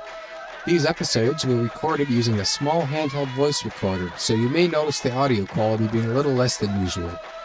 We had quite an eventful trip and have lots to share with you, so enjoy Day 3 from Marrakesh, Morocco. So, Day 3 in Morocco, and it was a little less hectic than we expected, eh? Yeah, Day 3, we were supposed to go, it's kind of, you're on Moroccan time when you're here, so just expect everything to change every day, and super flexible. So we were supposed to go, load in and kind of sound check. We played today, but it just didn't happen quite as we were expecting, so instead we had the morning to kind of chill out and get packed up. We switched hotels today too. Went from probably a 1-star or 2-star at the most hotel to the nicest one in Marrakesh. Oh, it was a gorgeous hotel, and so that was kind of fun, kind of nice. And then I got to tell you, before we switched hotels, Dave and I went and rented a couple of bikes and went for a spin. This is Glenn, by the way. You got Glenn and Jeremy on this podcast. And we thought it'd be fun to go for a bike ride. We had about an hour, so we went and found the guys who rent the bikes. And the system here is all about bartering, so which I'm not very good at. And depending on where you're at, they'll give you good deals, but sometimes they won't. So it's kind of tough to figure out how it'll work. Either way, they gave us a price for a couple of bikes, and we got him down to about 35 or 40% of his original offer, which was kind of fun. You got to sort of give him the offer and then walk away, and then if he comes after you, you got a deal. So we went for an hour-long bike ride, and we'll get pictures up. The streets here. How did he know you were coming back with his bikes? Did you have to leave him something? No. But he said if we're late, then we had to pay the original price. So you could really just leave with his bikes. Were they pretty like crappy? You wouldn't want to leave with them? Yeah, that shocks. They're shocks. They're mountain bikes. Yeah, that's a pretty snazzy bike. They're kind of in rough shape, but either way. But the traffic here is brutal. Like, there's motorcycles, bicycles, horses. Oh, it's unbelievable. Buses, and I think I probably nailed more exhaust on that day than I had in the last year of my life. So anyway, so that was a good time. And then from there we headed over to Soundcheck. Yeah. Soundcheck, yeah. Packed all the bags, moved everything to Soundcheck, and what a great stage setup these guys have. yeah. Wasn't expecting that in Morocco. No, it was, as you can see from the pictures on the website, it was just an unbelievable light show and just the whole trussing setup. In fact, the guy who's the lighting director and designed everything, he lived in, I think, California somewhere for a couple of years and worked there. And yeah, I've actually talked to a number of people who have lived in the States for, 2-3 years who were originally from Morocco and have just come back. They've just wanted to come back, come home to Marrakesh. Back to the sun, they said. I thought there was lots of sun in California. Yeah, well. Then in the evening we did the show, and we were kind of flanked before us and after us by a couple of pretty good Moroccan bands that the crowd seemed to know, and so I think right around the time we played, we had some of the biggest crowd there for the night, and they estimated 30. Yeah, they figured about 30,000 people, and it's really kind of a different setup because the security is unlike any you will see at a festival in America. There's like army personnel placed all around the perimeter. Then there's police kind of placed all around the perimeter as well. And then there are secret police guys in these purple jumpsuits. And not very secret, I always thought. Not terribly, I guess, but maybe they're just not as noticeable. I don't know. It's pretty crazy, though. That was crazy. Playing for that many people in Morocco. Mark did an awesome job. Being the only band that I can speak French, Mark just took control of the audience, and they just jumped right to attention right away when he started talking. I don't think they were expecting it at all. Yeah, they really loved it. Mark did a bang-up job just communicating. I was very proud of Mark, and the set went great. I mean, it's a fun set. We're kind of the rock and roll representation here at this festival, and so we rocked. And with that, we'll call that the end of the Day 3 podcast. Stick around, the Day 4 podcast will be coming up.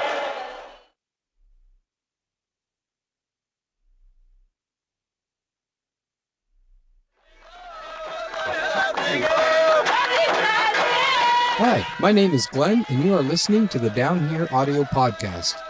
Over the next 5 episodes, you will hear a recap of each day we spent in Morocco between May 2nd and 8th.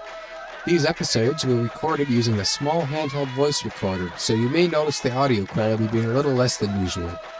We had quite an eventful trip and have lots to share with you, so enjoy Day 4 from Marrakesh, Morocco.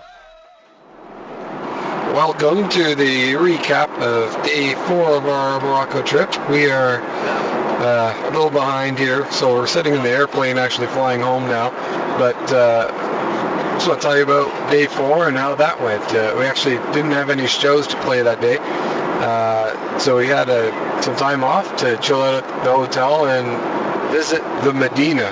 So maybe Mark means middle of town, right? That makes sense to me. I don't know, is it?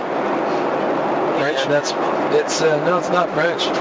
But it's basically the big market in the middle of town, and it's run by people called the souks, who come in during the day, every day, to sell their stuff. And I think the shops are called the souks. The shops are called the souks? Yeah. The people are not called the souks. No, they're not. What are the people called? Moroccans.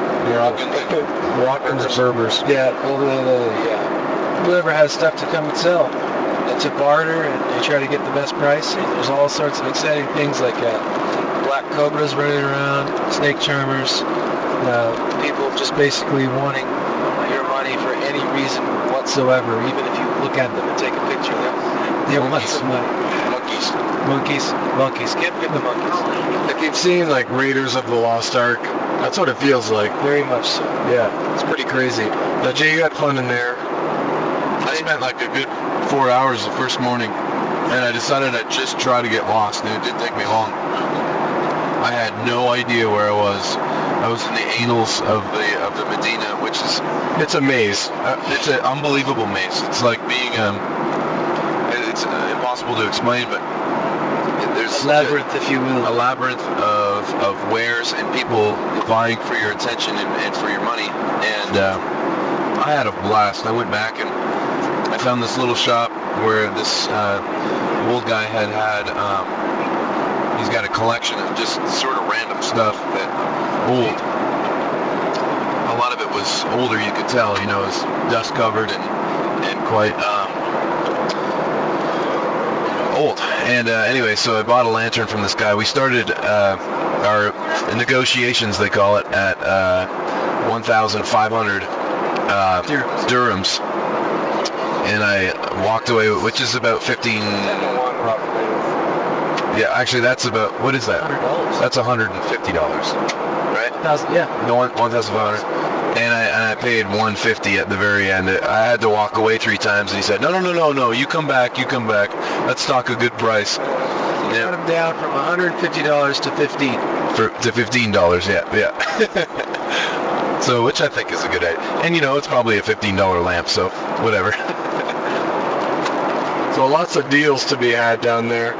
The other thing about Saturday, I think the night before was the night when Dave started feeling ill, and he just sort of checked out that day and spent the day in bed with not feeling well. But anyway, yeah, I guess the Medina that night actually was a cool thing. Jason, Marca, and I went down to the Medina for supper. In the evening, there's this big, referred to it as a big square, but what's the real name? Do you remember what it's called? Place Jamal El Fna. And it's actually the largest outdoor restaurant sort of venue on the planet. And there's been pictures of it in National Geographic and stuff like that. And there'll be a picture of us. That's probably the picture we'll use, hey? Yeah, we'll set up tonight.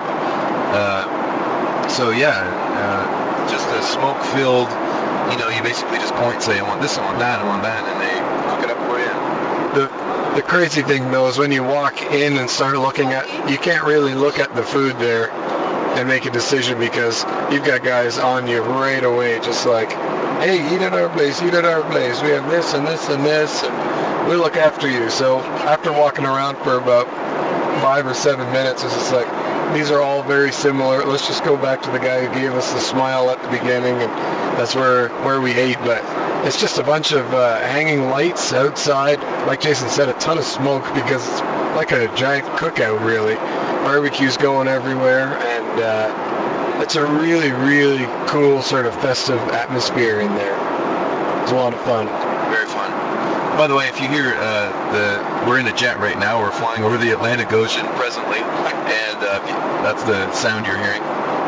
According to the map, we're just south of Newfoundland, Canada. I'd say which is exciting. Miles. Yeah, pretty far. But anyway, I think that pretty much wraps up. Did anything else happen that night? I stayed up late with Jeremy and his wife, and Bob Thompson and his wife were the people who invited us to have drinks and hors d'oeuvres with the president of the Marrakesh region, the mayor of Marrakesh, the owner of the hotel we were staying at, which incidentally is supposedly the nicest hotel in Morocco. And the best part was that there was a magician sitting next to me doing coin tricks the whole time. So it was very, very surreal, very dreamlike. It really took to Mark. And the amazing thing about that day, it wasn't that day, that wasn't the day that we went to the This is what happens when you do the podcast a little late. No, that was Right. 2 days Anyway, before. in the span of 3 days, we got to witness the full, every tier of society in that country, just the poorest of the poor to the richest of the rich. And it was just, That reminds me, when we had dinner in the Medina together, we all were finished our meals, and we had chicken scraps on our plate, maybe a few extra vegetables we didn't eat or something. And this lady just came up and just kind of looked at us and then grabbed them all in her hand and put them in a plastic bag. And so we found whatever other food that looked more safe and edible to give her so that she'd have some more food. But yeah, it's quite a stretch range of people who have from poor to rich there. We did get to experience it all. But I think that pretty much wraps up what day 4 was, Saturday. And yeah, we'll catch you next time with day 5, which we'll probably be sitting in the same seats recording in a few minutes.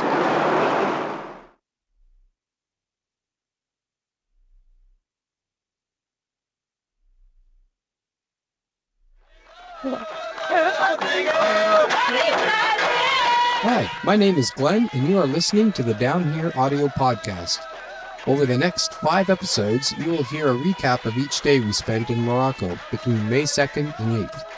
These episodes were recorded using a small handheld voice recorder, so you may notice the audio quality being a little less than usual. We had quite an eventful trip and have lots to share with you. So, enjoy Day 5 from Marrakesh, Morocco. Yes, we are still on the plane because it's a long flight, and now we're recording the recap of Day 5 in Morocco. And Day 5 was Sunday, and that was the day we played our second show, or played the festival for the second time. And we haven't really talked about this yet, but what happened basically that day? I know I got up early and took off to the Medina for a little bit. But I caught, or I don't know if I caught it, but I got what Dave had, and I was not feeling good. So I was in there for about 10 minutes and just walked back. So I didn't get to see as much of it as I'd like, but you guys slept in a little bit, I think, didn't you? I basically didn't do anything.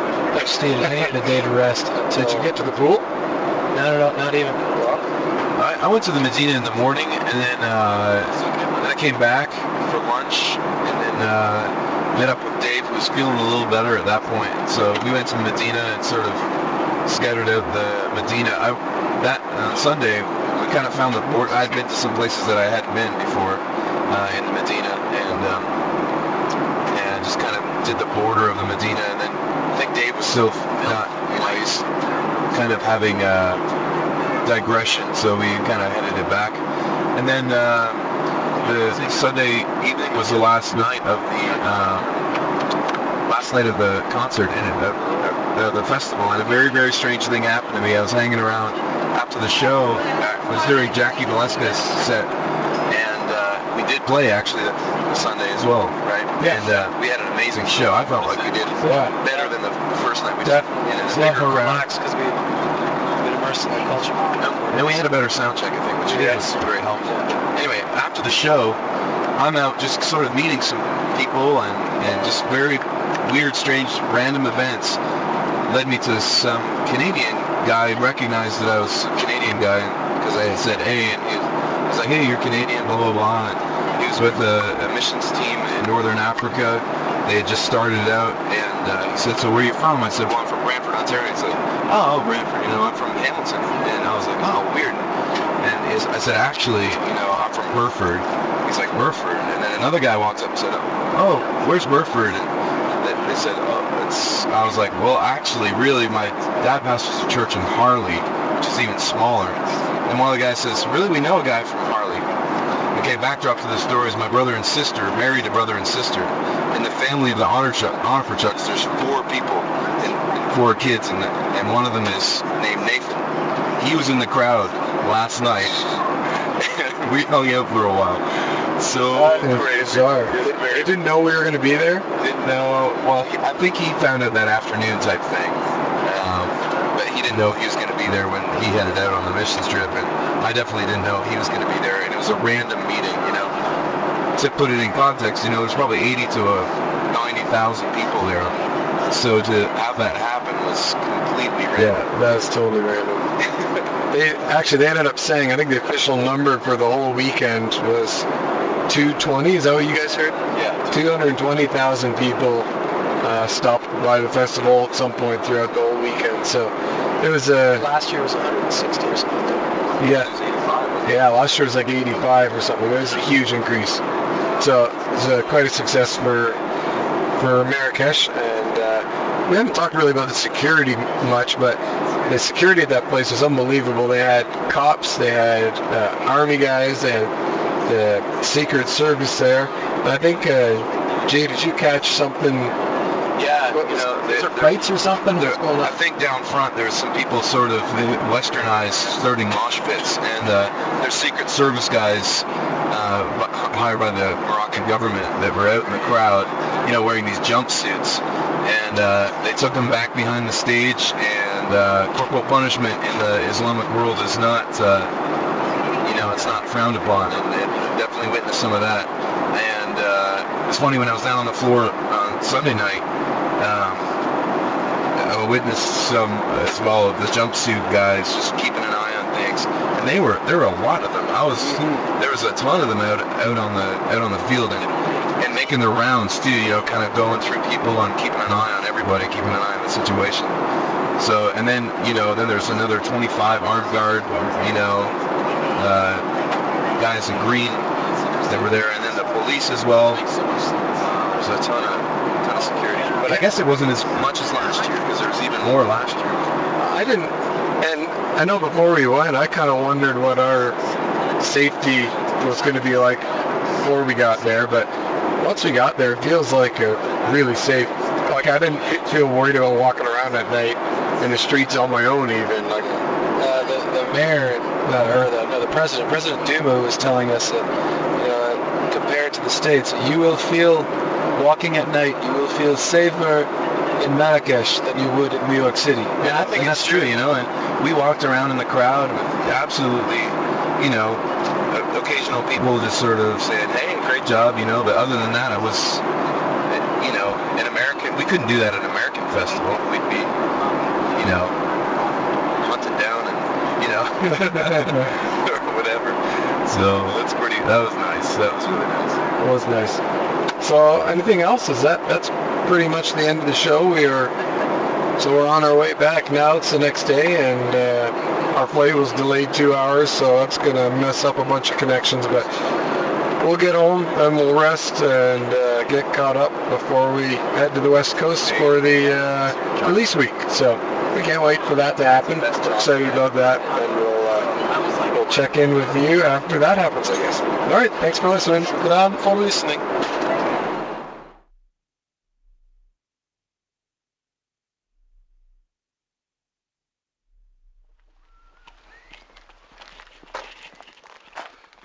Good morning or evening or whatever it is from Denmark. That's what time zone you're in. We're a little delirious, but that's okay. It's what time is it? 10 to 3. Oh, this way. This was faster. 10 to 3 in the morning, and we're catching the sunrise. Yeah, the sun is still up kind of here. The last night it was dark from about 2 till 4, was it then? Or 12? I don't know. It was quite bright at 4. Yeah, it doesn't really get dark here very much this time of year. But we're at a house. We just got some showers, and we have about a 10-minute walk back to the camping area at the festival where Jeremy, myself, Glenn, and Dave stayed. So we can... Well, Dave and Jeremy have to leave, what, in an hour and a half? Hour and a half, yeah. So a good 4:30 a.m. Yeah. So they're going to be fried. Mark and I have a couple extra hours before we leave. But we just wanted to tell you about the last, just couple of weeks. It's what it's been since we've had a chance to do a podcast. But yeah, this started out in... We've been a few places since then. Helpful. Since Morocco, yeah. Since Morocco, we've been to the west coast of the U.S. Did a few days in Alabama, and now we're in Denmark. So we got a break coming up, but I'll let Jeremy tell you about our west coast time. How about it? Does that work? Sure, yeah, West Coast. So, sleepy if you can't tell. yeah, sorry about the big sigh there. I'll try and sound spunky here for you. West Coast. We went out, started up in Washington, and the goal was to release our CD, Wide-Eyed and Mystified, the new CD that you all own now, out on the West Coast. So we started up in the Seattle area and just basically worked our way down the coast, finishing up at Spirit West Coast, Monterey in the San Diego area. So it was a fun trip. It was a really busy trip. Our record label did a great job of arranging all sorts of radio station visits and retail store visits and just all the stuff that you need to do to kind of remind people that we're still out there and looking forward to playing some new music. And so it was really busy. The one highlight on the trip, well, there's a few. Yeah, there were a few highlights. The one highlight that I was going to mention. Transportation. Yeah, that's exactly where I was going. Thank you. Who's doing this part of the podcast? That's what I thought. Me, right? Dave, yeah. Oh, Dave, right, okay. Transportation. So we rented an RV for the first time on this trip. And so it was kind of fun to be able to,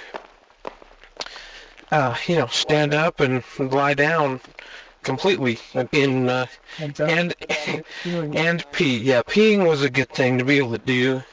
On the road, we didn't have to make nearly as many pee stops. The one downside was that Aaron, my wife, and I somehow kind of got the short end of the stick most of the time, and ended up being in the bed in the back, which it's pretty rough having your wife on the road and having to share a bed in an RV, isn't it? Yeah, that's horrible. Well, he was great. Yeah, I wasn't going for sympathy from you. Your wife left. The great thing,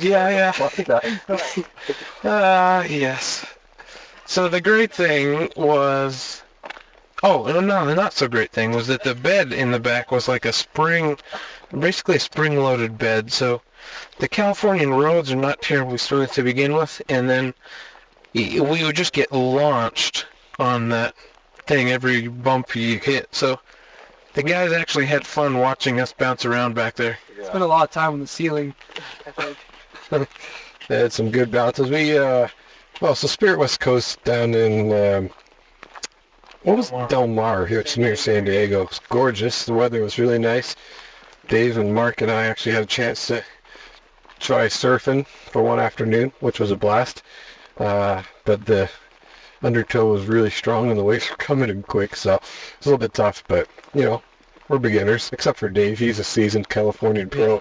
So seasoned that I took a board to the face and I still got a welt in my eye. But other than that, that's great. So from Downhere, we flew to Nashville, had a short night there, and then we spent 5 days in Alabama with student life. Outside of Talladega. Well, you NASCAR fans know where that's at. Yeah, and here's the big deal. There's no stinking Verizon cell phone service there, so we were just left with our computers. All we could do is chat and try and figure out the hotel phone, which was sketchy at best even. But we were there for 5 days. Yeah, they turn the hotel phones off when there's a thunderstorm outside. Like, how ridiculous is that? I'm trying to talk to my wife, and the phone just dies. Hey, safety first, Jer. Safety first. So that was a little bit rough, but hey, we can't complain. Student life treats us so well, and we had a great time with everybody there. Yeah, we did. We played some ultimate frisbee, and what else did we do there? It was good. It's good fun. Myself, and now we're here, and this is the end. We're just, like I said, we're walking back, and we're all pretty fried, and we should tell them about Denmark. We're ready to get home. We should tell you a little more about Denmark. Dave, I'll let you talk about Denmark. Denmark, it's cold here, and it's June. It's probably, I don't know, what, the 50s, 50 degrees right now, and it was a little damp and rainy when we got here, but it cleared up today for our show, which was really good show. Played in a tent where there was about anywhere between 2,800 to 3,000 people in this little tent in the middle of nowhere in Denmark, and I think they responded really well and really enjoyed the show. It's kind of reminded me a lot of our show in Sweden. Yeah. I think they are really appreciative and kind of jumping around, screaming in between songs, chanting. They sing along with everything. Yeah. They really liked Beautiful Day because the U2 songs, I think they all knew that one. But yeah, it was really cool to see.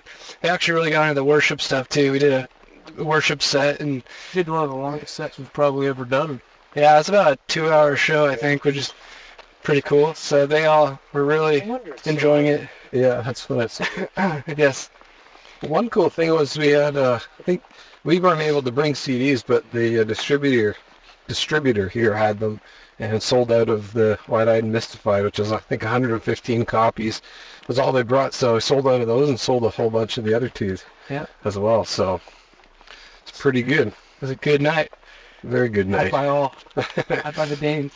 So hopefully we'll get back here sometime, and thank you to everybody who has been, who we've seen over the last couple of weeks. We had a real great release tour, and until next time, I guess we have about a week and a half off, and then we'll be back on the road and connect with you again. We'll be sleeping for the next week and a half, so hibernation, yeah. But thanks for listening, and we'll catch you later. Bye.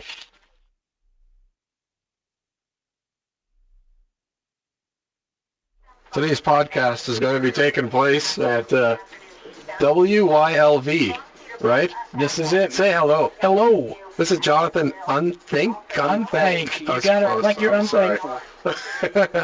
And Jonathan right now is moving sliders and pushing buttons, and yeah, you want to move that one? Well, no way. News is getting ready to happen. You may not want to do that one. So we're in Knoxville, Tennessee right now, and we're just getting ready to do a radio interview with Jonathan, who's an old friend. We've been coming here. We've been here twice, 3 times before. Yeah. It's been a while though. Yeah. About 3 years, I think. So we're excited to be here, and you got some crazy questions for us. I think we'll try and get some of them. Yeah, we're going to play a little game, Would You Rather, during the 5 o'clock hour, and then, of course, find out more about you guys and the new CD and all that. So should be a lot of fun. Cool. All right. Well, looking forward to it. Sweet. Jeremy, what are you trying to do here? Take over Jonathan's job? Yeah. Well, no. Definitely not the job. I just want his computer. See, we're trying to send a note to our MySpace people that come hang out with us on air for an hour in Knoxville, but Jonathan's got some kind of work to do here that's really getting in my way. As usual, you're looking for the first computer connection you can find. Yeah, absolutely. Connecting with the World Wide Web. Hear me? Connecting with the fans is what you want. The fans, yes. Probably you on it. Jerry, I think this is a first. I've gone online before Jeremy. No! Crikey! I win. Yeah, I'm not usually the guy to hunt out the computer in the Just locale. sat down and it was there. Well, actually, I opened it up. I moved some papers around. I actually went to the mattresses for this here, so I went the extra distance. Yeah. To use layman's terms. Liberty 9. Hi, am I live down here? They're right here. We got Glenn with you right now. How's it going? This is Kelsey. Hey, Kelsey, how you doing? Good, how are you? I can't believe I'm talking to you. Where are you from? We're all here. Oh, great. I'm from Virginia Beach. Oh, are you listening online then? Yeah, I also read about you guys from MySpace. Oh, cool. Good thought, Jeremy. Yeah, thanks for putting that voltage. No problem. It's great that you're listening. Yeah, hey, I love your new album. Cool. Thank you. It's awesome. And want to let you know I'm praying for you guys and keep doing what you guys. Cool. Thank you very much, Kelsey. Thanks, Kelsey. Thanks for stopping by. Hey, post a note on the MySpace site to let everybody know that you got to hear it. Okay. Every conversation is being recorded as well. Yeah, you're going to make our podcast, I think you're going to make the podcast. Oh, really? I don't know what that means. But Well, keep up with us in the news, and you'll see it on our main page there on the weekend. Okay, awesome. Cool. Thank you so much. See ya. Bye. 9.1, your Christian hit source. That's Audio Adrenaline, and starting over, we have the guys of Downhere here in studio. I have Glenn close to me. You sure do. Yeah, Glenn's hanging out, and we're going to play this game, Glenn. Would you rather? We'll start with you. You can read your first question. This is yours. You want to read your own question? No, you read it to All right, me. I'll read it to you. All right, Glenn, would you rather be able to turn into an animal of your choice at any time or control the weather? Definitely an animal of any choice at my time. Now, why is that? Because I want to fly, man. Flying's cool. So, Glenn the bird. Yeah, I'll be a hawk, so it's not like a chickadee or something.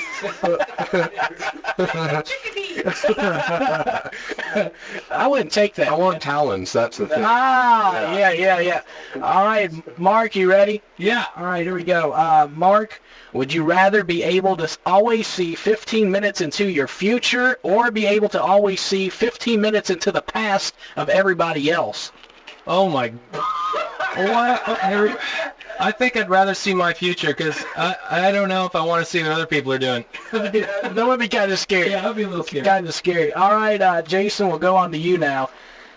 Would you rather, hang on a sec, would you rather have everyone tell you exactly what they think of you or have everyone constantly hit you up for a loan? Why? I want everyone to know what they think of me all the time. All the time? Yeah. All right. Just lay it on. Lay it on. Well, I'm Canadian. We do that anyway. All right, Jeremy, here we go. You're the last guy here. Yeah, these are great questions. You just don't know what to expect. Would you rather always have bad breath, for which there was no cure, or always be 100 pounds overweight?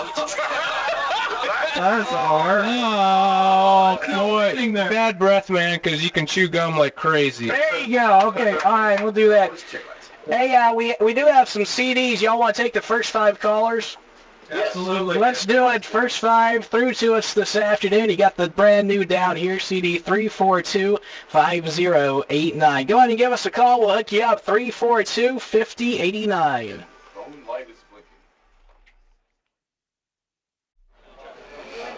We are in an airport in Chicago, and we're on our way to Soulfest to play a festival there in New Hampshire, and then we're heading to Spirit West Coast in California. But for now, we're stuck in a airport with a thunderstorm going on, and they're not letting us go anywhere.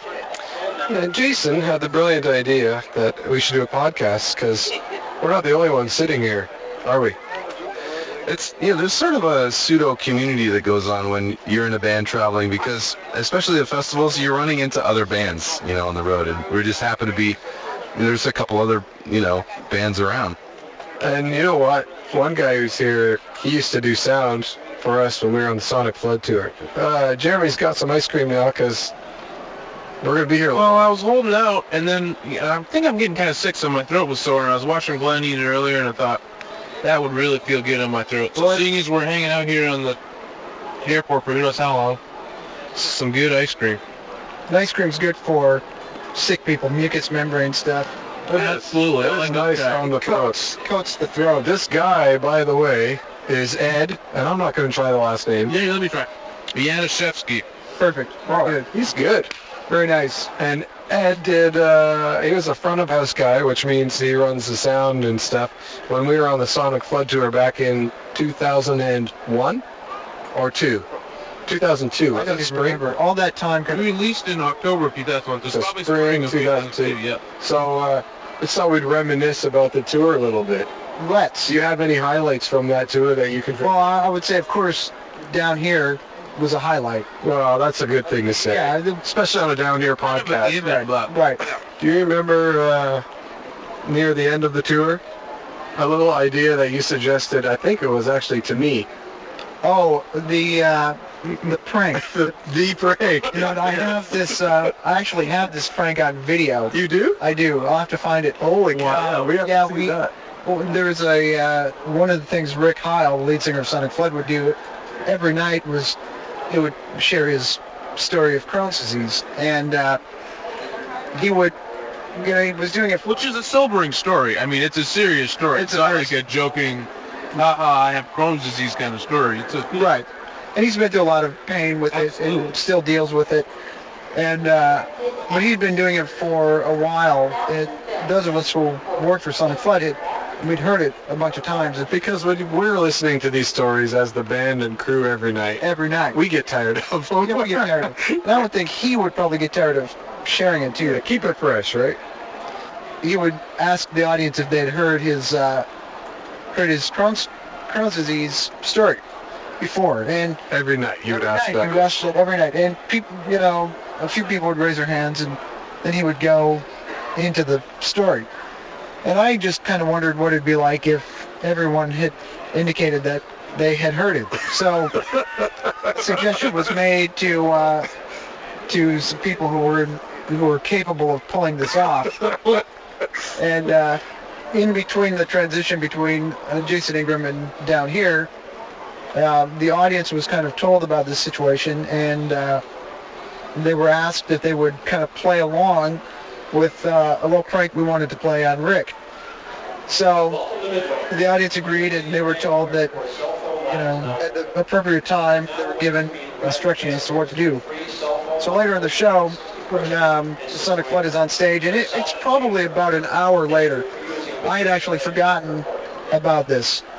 And Rick gets to that point, you know, in the set where he's starting to talk, and it quickly comes back to me, and I wonder if anybody's gonna do this.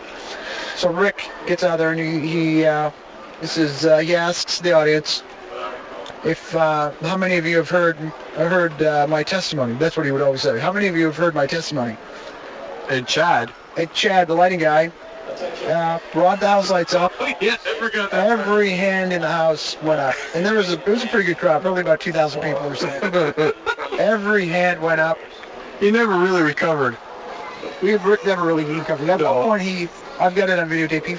He does a physical circle on stage, and he said later he thought that somehow these people had heard his story. And the joke was he was kind of let in at that point, and it was kind of a tender moment too, a neat moment where he's like, well, I guess you've already heard it, and the audience on their own just kind of yelled back, no, we want to hear it, tell us, and that kind of thing, which was really beautiful because the audience really responded, and rather than their response just being raising their hand at the appropriate time to indicate, a few of them had heard it, the entire audience wanted to hear it at that point. Right. So, great. So, yeah, that was it. That's Sonic Flood.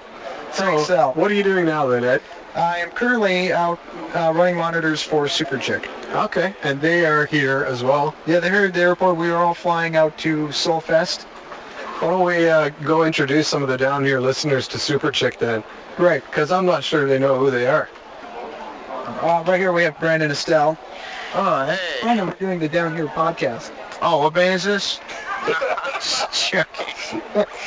You had a little trouble with our band name earlier, and I totally forgot that I met him, and that's because I'm a jerk. I'm really mean, so... We just thought it'd be good to introduce or remind our listeners who Super Chick is, so... Yeah. What do you do? Exactly. I play the drums for Super Chick. Cool. And? This is Dave Gazarian. Dave plays guitar. I play guitar, whistle, play some piano. What is this? Where are people going to hear this? The Downhere podcast. Nice. My name is Matt Daly. I'm the stylist, and I play bass. We're in Chicago, Illinois, the Midway Airport, which is the quote-unquote the ghetto airport, but I still love it. Personally, it's my favorite airport in Chicago. My favorite Chicago airport. Yeah, right here. Midway. I like Midway better than O'Hare. I don't know why. West Airlines. That's why I like it better. And this is... Hi, I'm Trisha. I sing in Super Chick. And I'm also stuck at the airport. Tell us about Super Chick a little bit. For people who don't know anything about you, like your brief synopsis. Yeah, and we'll put a link. So they'll get. Well, we met on eharmony.com. That's right. Not really, that's Matt's answer, but I like to use it now. We actually, my sister and I are the singers. There are 4 guys, and Matt also sings and raps a bit. In the beginning, we had a DJ, Max, so that kind of added a different element than any other kind of girl bands, I guess, had, and he doesn't always travel with us now. But we formed by Melissa and I meeting Max and Dave from our band at an amusement park while they were playing a concert. And what was that? They were doing it was Spirit Song at Kings Island. We live close to there, and so Melissa and I had gone for my 18th birthday. We got tickets, and we ran into this band called Church of Rhythm. So Max and Dave used to play in this band, and we ended up running into them after the show and just talking. And they said they were looking for girls to start up this band called Super Chick. So it was kind of this little vision they had, and they wanted it to be all girls. But we didn't find girl musicians because it's a little bit rare. It seemed back then it was a little bit rare, or that they wanted to travel the world and make no money. So, which is rare as well. Which we all do. Yeah, unless you're backpacking. We thought we'd try it out, and so everybody in the band is original except our drummer, who is Brandon Estelle, and we've been together about 8 years. And he's original in his own right. He's very original. Where are you guys from? We have been based in Chicago, but we're all over the Midwest. Melissa and I are from Indiana. Cool. The boys grew up in like Ohio, Iowa, Illinois, so we're Midwest. And what else? We've been signed to In Pop Records, the Newsboys label, and we just signed to Columbia Records. Nice. So That's great. That's it in a nutshell. And that school you guys played at in Saskatchewan is where we met. Dude, we watched, as a kid, we went to Strasbourg so much. We were the only people at the video store that rented it for the last, 6 years. So they just gave us their VHS copy of it. They're like, you spent probably $200 renting this movie. Just have it. That. Well, I should probably wrap this up. But thanks, guys, for... Yeah. Appreciate talking and telling us about yourselves. Down here up in Canada. Yes. Yes, you should. Should go with Downhere up there. Yeah. There's never down. So the plane is still not leaving. We will be here. There you go. Red umbrellas. Weird. Really random. Well, Glenn, thanks for involving me, letting me be a part. Of course, man. It's good to see you guys again. See you online. All right. See ya.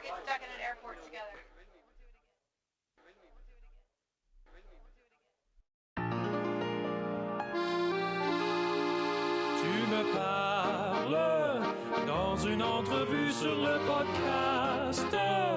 Nous ferons des vagues dans les airs.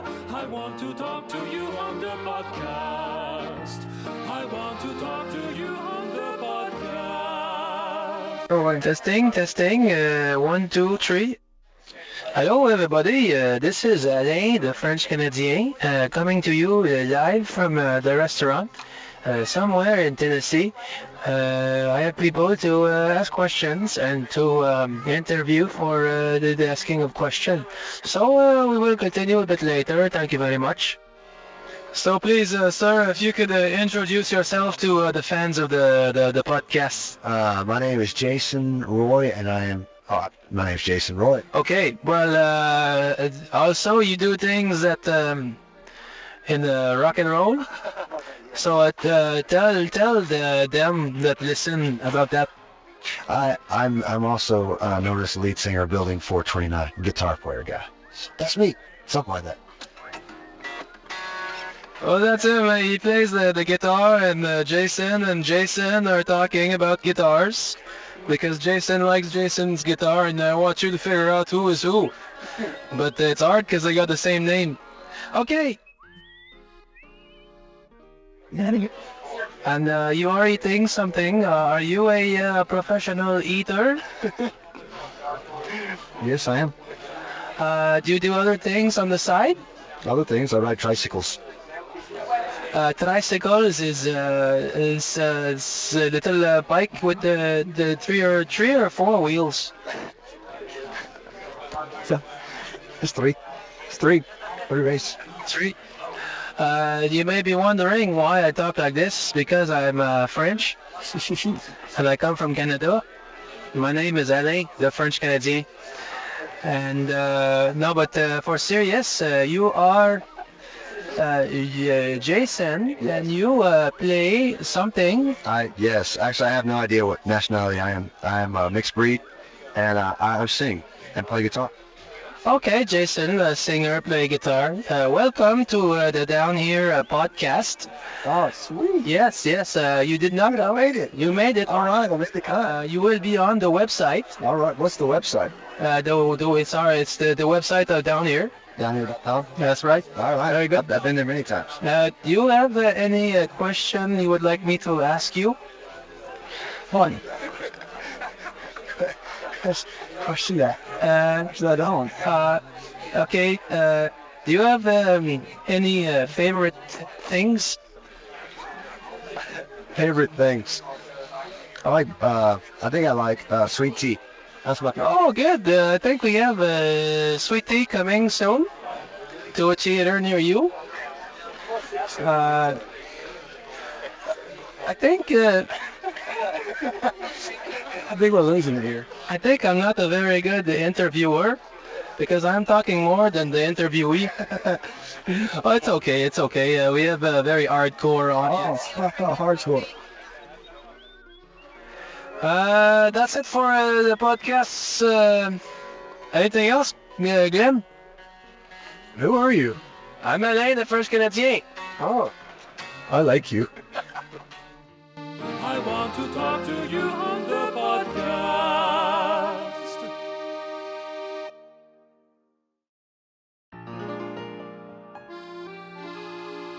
Tu me parles dans une entrevue sur le podcast. Nous ferons des vagues dans les airs. I want to talk to you on the podcast. I want to talk to you on the podcast. This is Alain, the French Canadien, doing the podcast again for Downhere. And I'm talking with one of the guys who's very important on the tour. He makes sure that everybody sound very good. Oh, no, it's very good. Don't sell yourself short there. Okay. Okay, now what is your name, sir?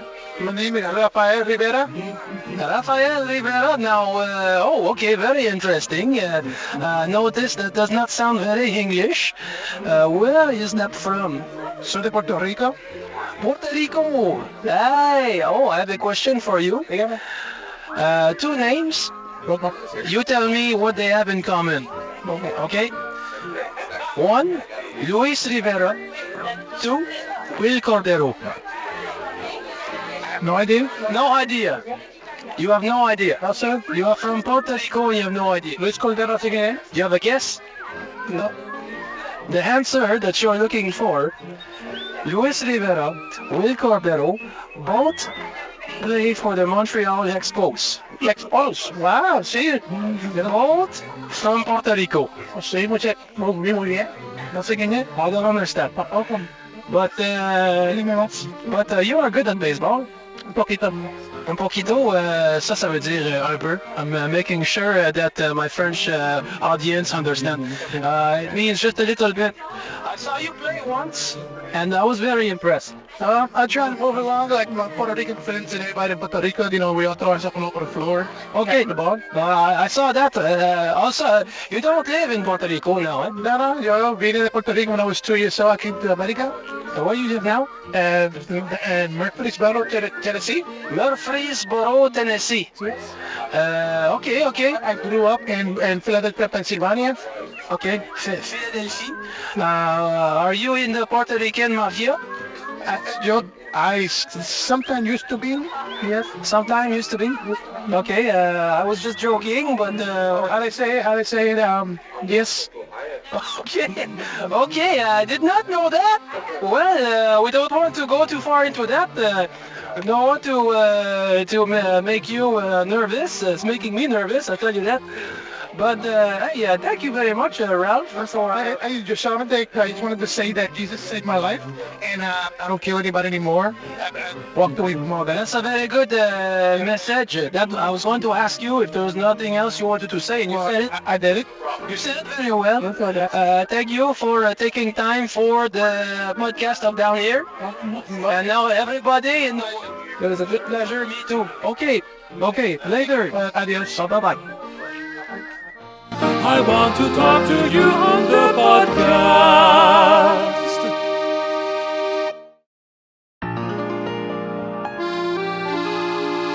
Tu me parles dans une entrevue sur le podcast. Nous ferons des vagues dans les airs. I want to talk to you on the podcast. I want to talk to you on the podcast. Testing. 1, 2, 3. Recording. Okay, today it's Alain, the French Canadian, the interviewing on the last day of the tour of Don't Conform, Bottle Girl, Matthew West down here. Actually, with me today is Matthew West. Matthew, we start with you saying your own name because people, they think I have an accent. It's kind of big. It's Matthew West. Matthew. Yes, say again. Say. Can you do it? Matthew West. I got it right. Okay. Thank you. Okay. You have in Quebec, where I am from, you are a very big rock star. Your name is everywhere. Also, as you know, on the sign on the road, west. You know, the direction. In French, we don't spell W-E-S-T. It is O-U-E-S-T. O-U-S-T. It is what? It is pronounced West. But also people know you, eh? Know me. It's still you. Yeah. It doesn't change. Tell me why you picked the name Matthew West. I didn't, sometimes things just pick you, and I think that's been the name that picked me. A lot of people ask if I invented that as a stage name because it sounds so good. Like, ladies and gentlemen, Matthew West. Yeah. Yes. And I have to tell them that's my birth name, my mother, who I love dearly, and without her, I wouldn't be in this world. Wow. So this name was yours from birth. From birth. Well, you're a lucky man to have a name, a good stage name for real, eh? Yeah, I'm very pleased that worked out, because, if it had too many syllables, I might have wound up being a plumber. Even the French can say Matthew West. Yeah, French can say a lot of things. Yeah. Okay, tell me, I've always wondered for a long time, why are you so much success in Quebec? Well, I don't know, actually. I've never even been there before. Well, because I know in the town of Abitibi-Témiscamingue, you have been number one on radio for the last 2 years. 2 years? That's amazing. They play every single song, not even, they don't leave anything else. Everything, the whole album on the radio. Well, I think I should maybe make a tour and make that a tour stop. That would be good. You would have many people. The only thing though, the one song they could not play on the radio. Next thing you know, it's very sad because I like this song very much. Yeah, well, thank you. It's my, I really enjoy singing that. So why did they not want to play that? Oh, the reason is that there is a very famous commercial on TV for cigarettes. And the song they use for that, very, very similar to Next Thing You Know. The song is in French, but it goes, Next Thing You Know, I want another one. And then the thing is, and then the little boy, he comes on and goes, can I have another one? That's funny, because that's what gave me the idea to write my song. And I can't believe it's a conflict. I'm sorry if they feel like I stole that, but Yeah, it's the association, and they don't want to associate cigarette with Christian music. Yeah, I wouldn't either. I don't even know what you just said, but it sounds bad to associate. Yes, well, just to say, down here, Bottle Girl, Matthew West, we do not sport cigarette. That is bad for you. It's bad for you. A lot of and bad things happen from what word you just said. And stay away. Yeah, the cigarettes. Yes, very bad. Cigarettes, that's what we're trying. Yeah. I don't want another one of those. No. They make you cough. Yeah, the smoking age in Quebec is very low, eh? Is it really? Oh yeah, the little kids, they go, hey, can I have another one? It's a little kid that says that? On the commercial, yeah. That's wrong. And if I tour there, I will make a public statement and an apology that I sing their commercial. We need to get that song of yours on the radio. Yes. So, next question, Matthew West. Imagine yourself downtown Montreal. Yes. The big city in Quebec. You're standing on the corner of Rue Sainte-Catherine and Saint-Laurent with a megaphone and, of course, license for busking. Which of your songs, you have one song to sing, which one would you sing? Whoa, I'd probably sing a Down Here song because that would make them like me more because they're from that area. Matthew West, that's too much, eh? That's too much. Much flattery? Too much. But it's sincere. I'd probably get up and I'd sing at the top of my lungs. And it was just like probably the whole crowd, everybody in the streets would probably stop and sing the response. You know, I'd sing the call over the megaphone and they'd already know it because they're probably all huge Down Here fans. I'll pass that on to my friends down here and they will thank you very much for saying. And then I surely wouldn't sing the song about the cigarette. I hope so. I hope not. There, it's not good for you. No, let's take it up a notch. Let's not promote. So finally, thank you, Matthew West. Anything serious or not you would like to say to the fans of the Down Here podcast? I'd just like to say to the fans of the Down Here podcast, it's been an honor and a privilege. And as I share these final words, there's actually a single tear. I'm starting to speak with a French accent. There's a single tear rolling down my cheek, and that tear symbolizes the love and affection that I feel. Friendship, but mostly affection. Affection. Fiction. This is not fiction, but this is real life love and appreciation for the band Down Here, for their music, for their manliness, and for this podcast. It's been an honor. I can see why you are such a very great songwriter, singer-songwriter.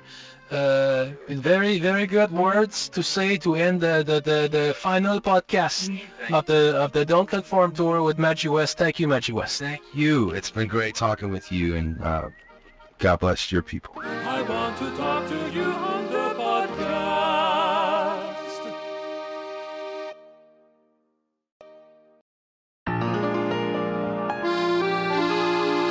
Tu me parles dans une entrevue sur le podcast.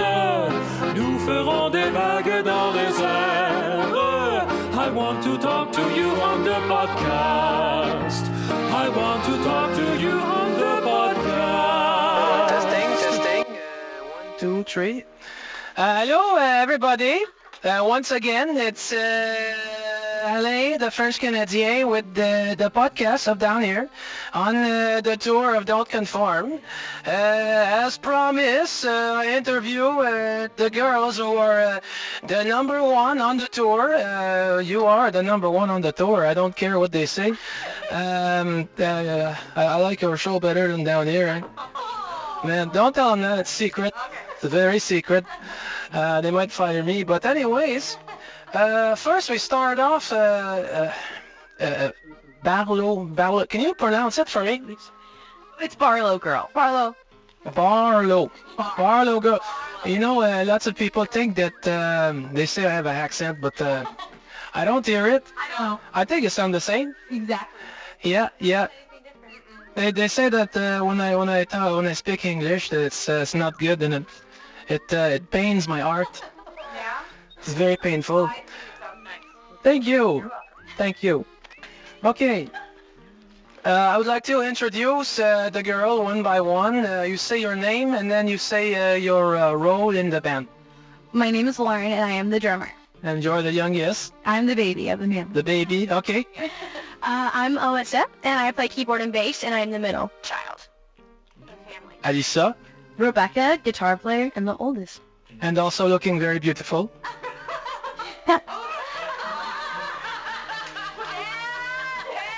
Hey. No, hey, in Quebec, we say what we think, huh? It's the truth. Anyways, so, you... So, hey, okay, interview now. So you have gone on the tour, Don't Conform, it has been 2 months.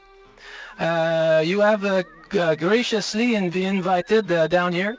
How has that been? It's been incredible. We've had such a good time on this tour. Down Here's awesome, and Matthew West is awesome as well.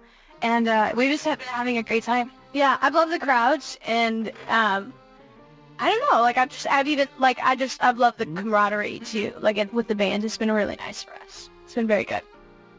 Okay, they have a message for you, for me to say. I'm a bit nervous, eh? Don't be nervous. The message from down here to Barlow Girl is, I don't know what it means, but we think you are the bomb because you remind us of our mothers. I don't know what it means. Well, they ripped off a song. They did. Down Here is taking lyrics from a song that's already been written. Yes. So, from a band called Super Chick. Yes. So. Okay, I don't know. For me, you don't remind me of my mother. She a good singer, piano, but she's much older and. Well, we're a lot older than what we look. Oh, really? Yeah. Okay. Hey, that's nice. That's nice. But she's not a rock star, eh? So. I don't think we are either. Are we rock stars? No, we do need money. We do. We can't live alone. It's not. That song. I heard that song. Oh man. Oh, speaking of songs, that was a song by Down Here. Baloney, I don't like it. Anyway, I've seen your show 20 times now at least. There is a song in the show, and I still don't quite understand. It's about the dates. You don't like dates, what does that mean? We can't get dates, so just decided to write songs about it. No, we don't date. And I'm monopolizing this interview, so. No, it's good. Yeah, it wasn't like we just woke up one day and said, we don't like guys, let's not date anybody, it wasn't that at all. In fact, we thought that we were gonna date. In our family, we knew we were going to date, to be honest. 16, we were allowed to date. And, sorry, go ahead. I'm sorry, I'm a bit confused. In the Bible, I like dates. Even Jesus, he had dates. Yeah, he did. Like in French, we call them the fig, sec, dry, figs that are dry. We're allergic to dates. So we write songs about being allergic. No. What are you talking about? One-on-one girl date. Yeah, not the food. Yeah, not the food. Right. I'm so embarrassed. Oh, I'm so embarrassed. I'm sorry. Oh man, it's a little bit of confusion. You know what? Actually, that we get that question a lot. That actually happens a lot. So okay. Not about it at all. Oh, my face is red now, man. Wow. Okay, but no, I respect that. That's very good, very good. Okay, one more quick questions, one for each. Lauren. Yeah. You say one interesting thing about your sister Alisa. Okay, so this is interesting. Lissa's always the first one in bed because she hates staying up late, and she always yells at me and our friend Hart every night because we're up late. I think the most interesting thing about Lissa is she plays bass and keyboard at the same time. Oh, that I am jealous. I am jealous. Yeah. One of your favorite sisters. All right. Okay, Alisa, one interesting thing about Rebecca. One interesting thing about Becca is the kind of person that can pretty much do anything she puts her hands to. She's very much of a hands-on learner, and it's cool. Like if Becca wanted to learn how to play saxophone, when we were younger, well, okay, maybe not the saxophone or the guitar or the harmonica. She can't play or the accordion. Wow. No, but really anything Becca would be like, yeah, I want to try this. Like nothing intimidates Becca too much that she's not willing to try it. Very impressive. Very. Becca. Wow, that's the dolphins. That's what's interesting. I didn't think this was going to be a difficult question. Sure, Lauren has a bald spot on the side of her head. It looks like a gunshot wound. Is it from the operation or? I'll show you. Look, I've never been able to grow hair. Hey, that's interesting. I did not know that. No. Hide it. That's how interesting I get. That's awesome. It's good that you're not embarrassed about that. That's a very good example for your girls and for your audience. Yeah, I had to embrace that. Giant bald spot. I mean, he's a good ministering tool. It is. Excellent, excellent. One thing that you would like to say as a band for the fans of the Downhere podcast. Oh, anything. Yeah. No, I had to mystify. Oh, yeah, it could be something serious, whatever. Or you can say to... yeah, I was serious. Okay, okay. Because we did. We listened to these. We actually bought it. Yeah? What? And something serious, too, I would say, just for the fans, something that we've really learned on this tour is these guys have a lot of integrity. And I think that is something that is amazing. And so... I will pass that along to them. That was very, very nice. You are lovely. Thank you for taking the time for us. I'm going to go see the Downhere set in 10 minutes. 10 minutes. Thank you, Barlow girl. You have been wonderful. Thank you very much. You've been wonderful too. Okay. I want to talk to you on the podcast.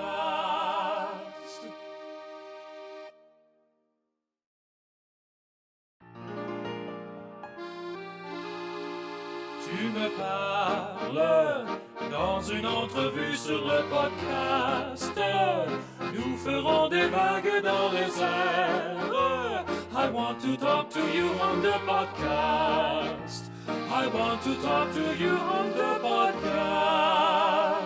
Okay, it's Alain, the French Canadian, here on the cruise ship in the Caribbean cruise avec sorry, I'm getting into my French already.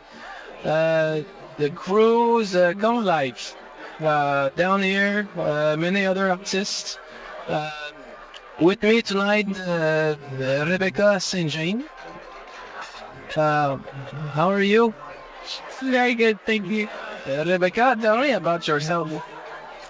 Okay, my name's Rebecca. I sing. I'm 29 years old. Yes. I'm the oldest of 7 children, and I'm originally from Australia. Australia? Yeah. Other side of the world. Oh, yes, that's right. Hey, they speak Chinese. We do have a lot of Chinese in Australia, but no, we speak English. Oh, very nice. Yeah. How do you feel about turning 30? Not very good. Not very good at all. Not very good? Yeah. Your answers are very short, huh? For making good interview, it's good to elaborate. Well, anyways, that's good enough. I'm sorry, I'm not very well prepared for the interview. I see that. So, what? Okay, so we are cruising in the Caribbean. What is a good thing you have done? A good thing I've done. Well, today we got to go snorkeling, which I love. And snorkel? What is snorkel? It's when you put a mask on your face and you put a breathing device in your mouth so that you can get air, but you can still have your face down looking at the fish underneath the water. But I actually cheated today. I just used goggles. Like, you were not scared? I wasn't scared, no.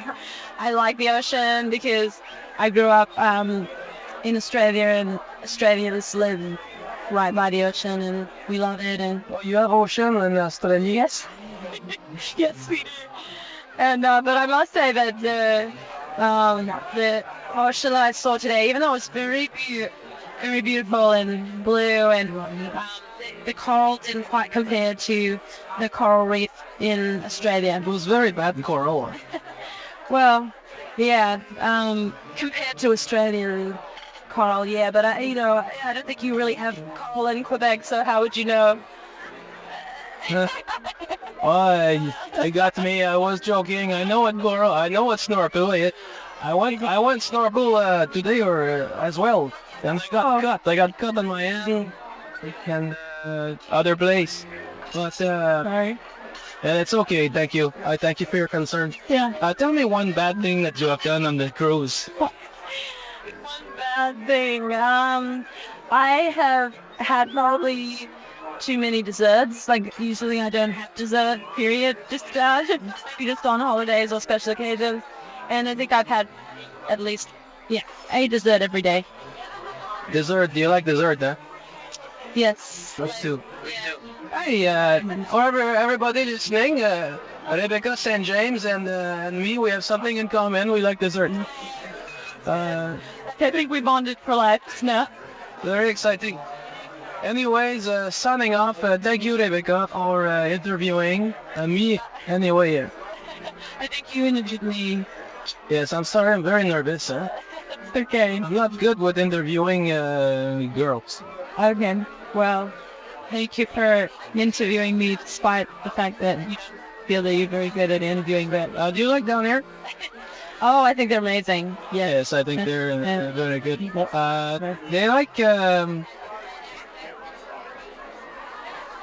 They like Rebecca St. James. Really? Good. Well, I think I like them even more now. Excellent, excellent. But thank you. You're very sweet, very nice. Okay, bye-bye. See you later. I want to talk to you on the podcast. I want to talk to you on the podcast.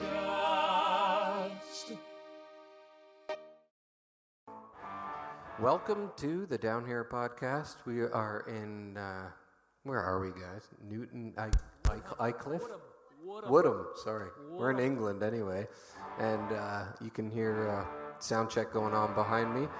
We thought it would be cool to give you guys a song live. Well, it's not here. Kind of live. I'm not sure where it is. Yeah, you can hear Jason talking there.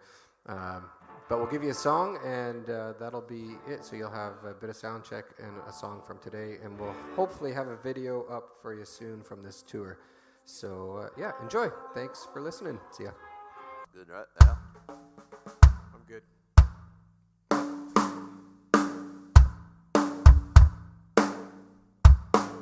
I'm okay for snare. Just a hair less for me.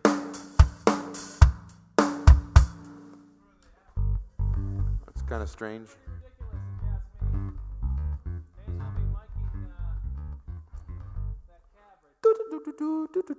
Hey,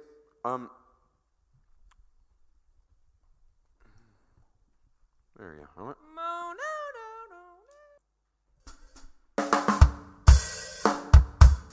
I could use just a hair more hi-hat. There we go.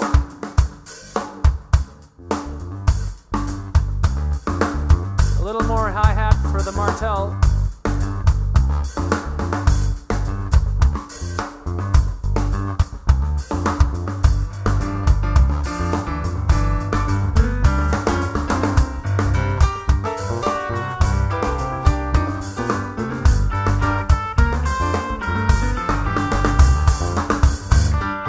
Can I have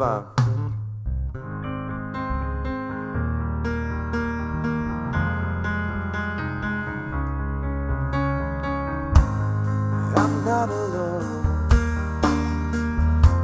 I really believe you never go, you never leave. Jason's vocal, just a hair more of Mark's vocal for me. Sing, Mark. Sing, Mark. Just a tiny hair more on my guitar. Hey, Mark, can you sing for a second? And I love it's you. probably good.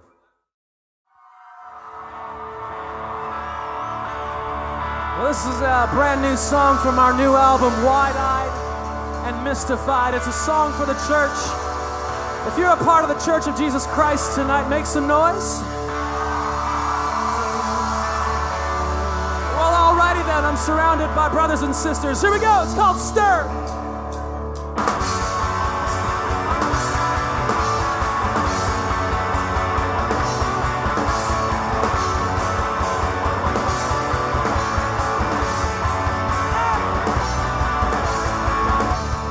You belong here. Everyone's invited. We can't fail here, 'cause we can't fail united. It's safe to be yourself here, and it's time to go beyond here. Here we go. We've got life to give, so why don't we do what we were saved for? Come along, why don't we stir? You know you and I could do so much more together. We are the new at heart, so why don't we stir? Oh, stir. Yeah, we are strong here. Weakness is for certain. To show our love here, you know, we share each other's burdens, and we don't mind, 'cause there is nothing left to fear. Love divine is calling us out from here. We've got life to give, so why don't we do what we were saved for? Come along, why don't we stir? You know you and I could do so much more together. We are the new at heart, so why don't we stir? Oh, stir. Yeah, stir. Whoa, whoa, whoa. We are something lighting. We refresh like raining. We are love remaining. We've got life to give, so why don't we do what we were saved for? Come along, why don't we stir? We've got life to give, so why don't we do what we were saved for? Come along, why don't we stir? You know you and I could do so much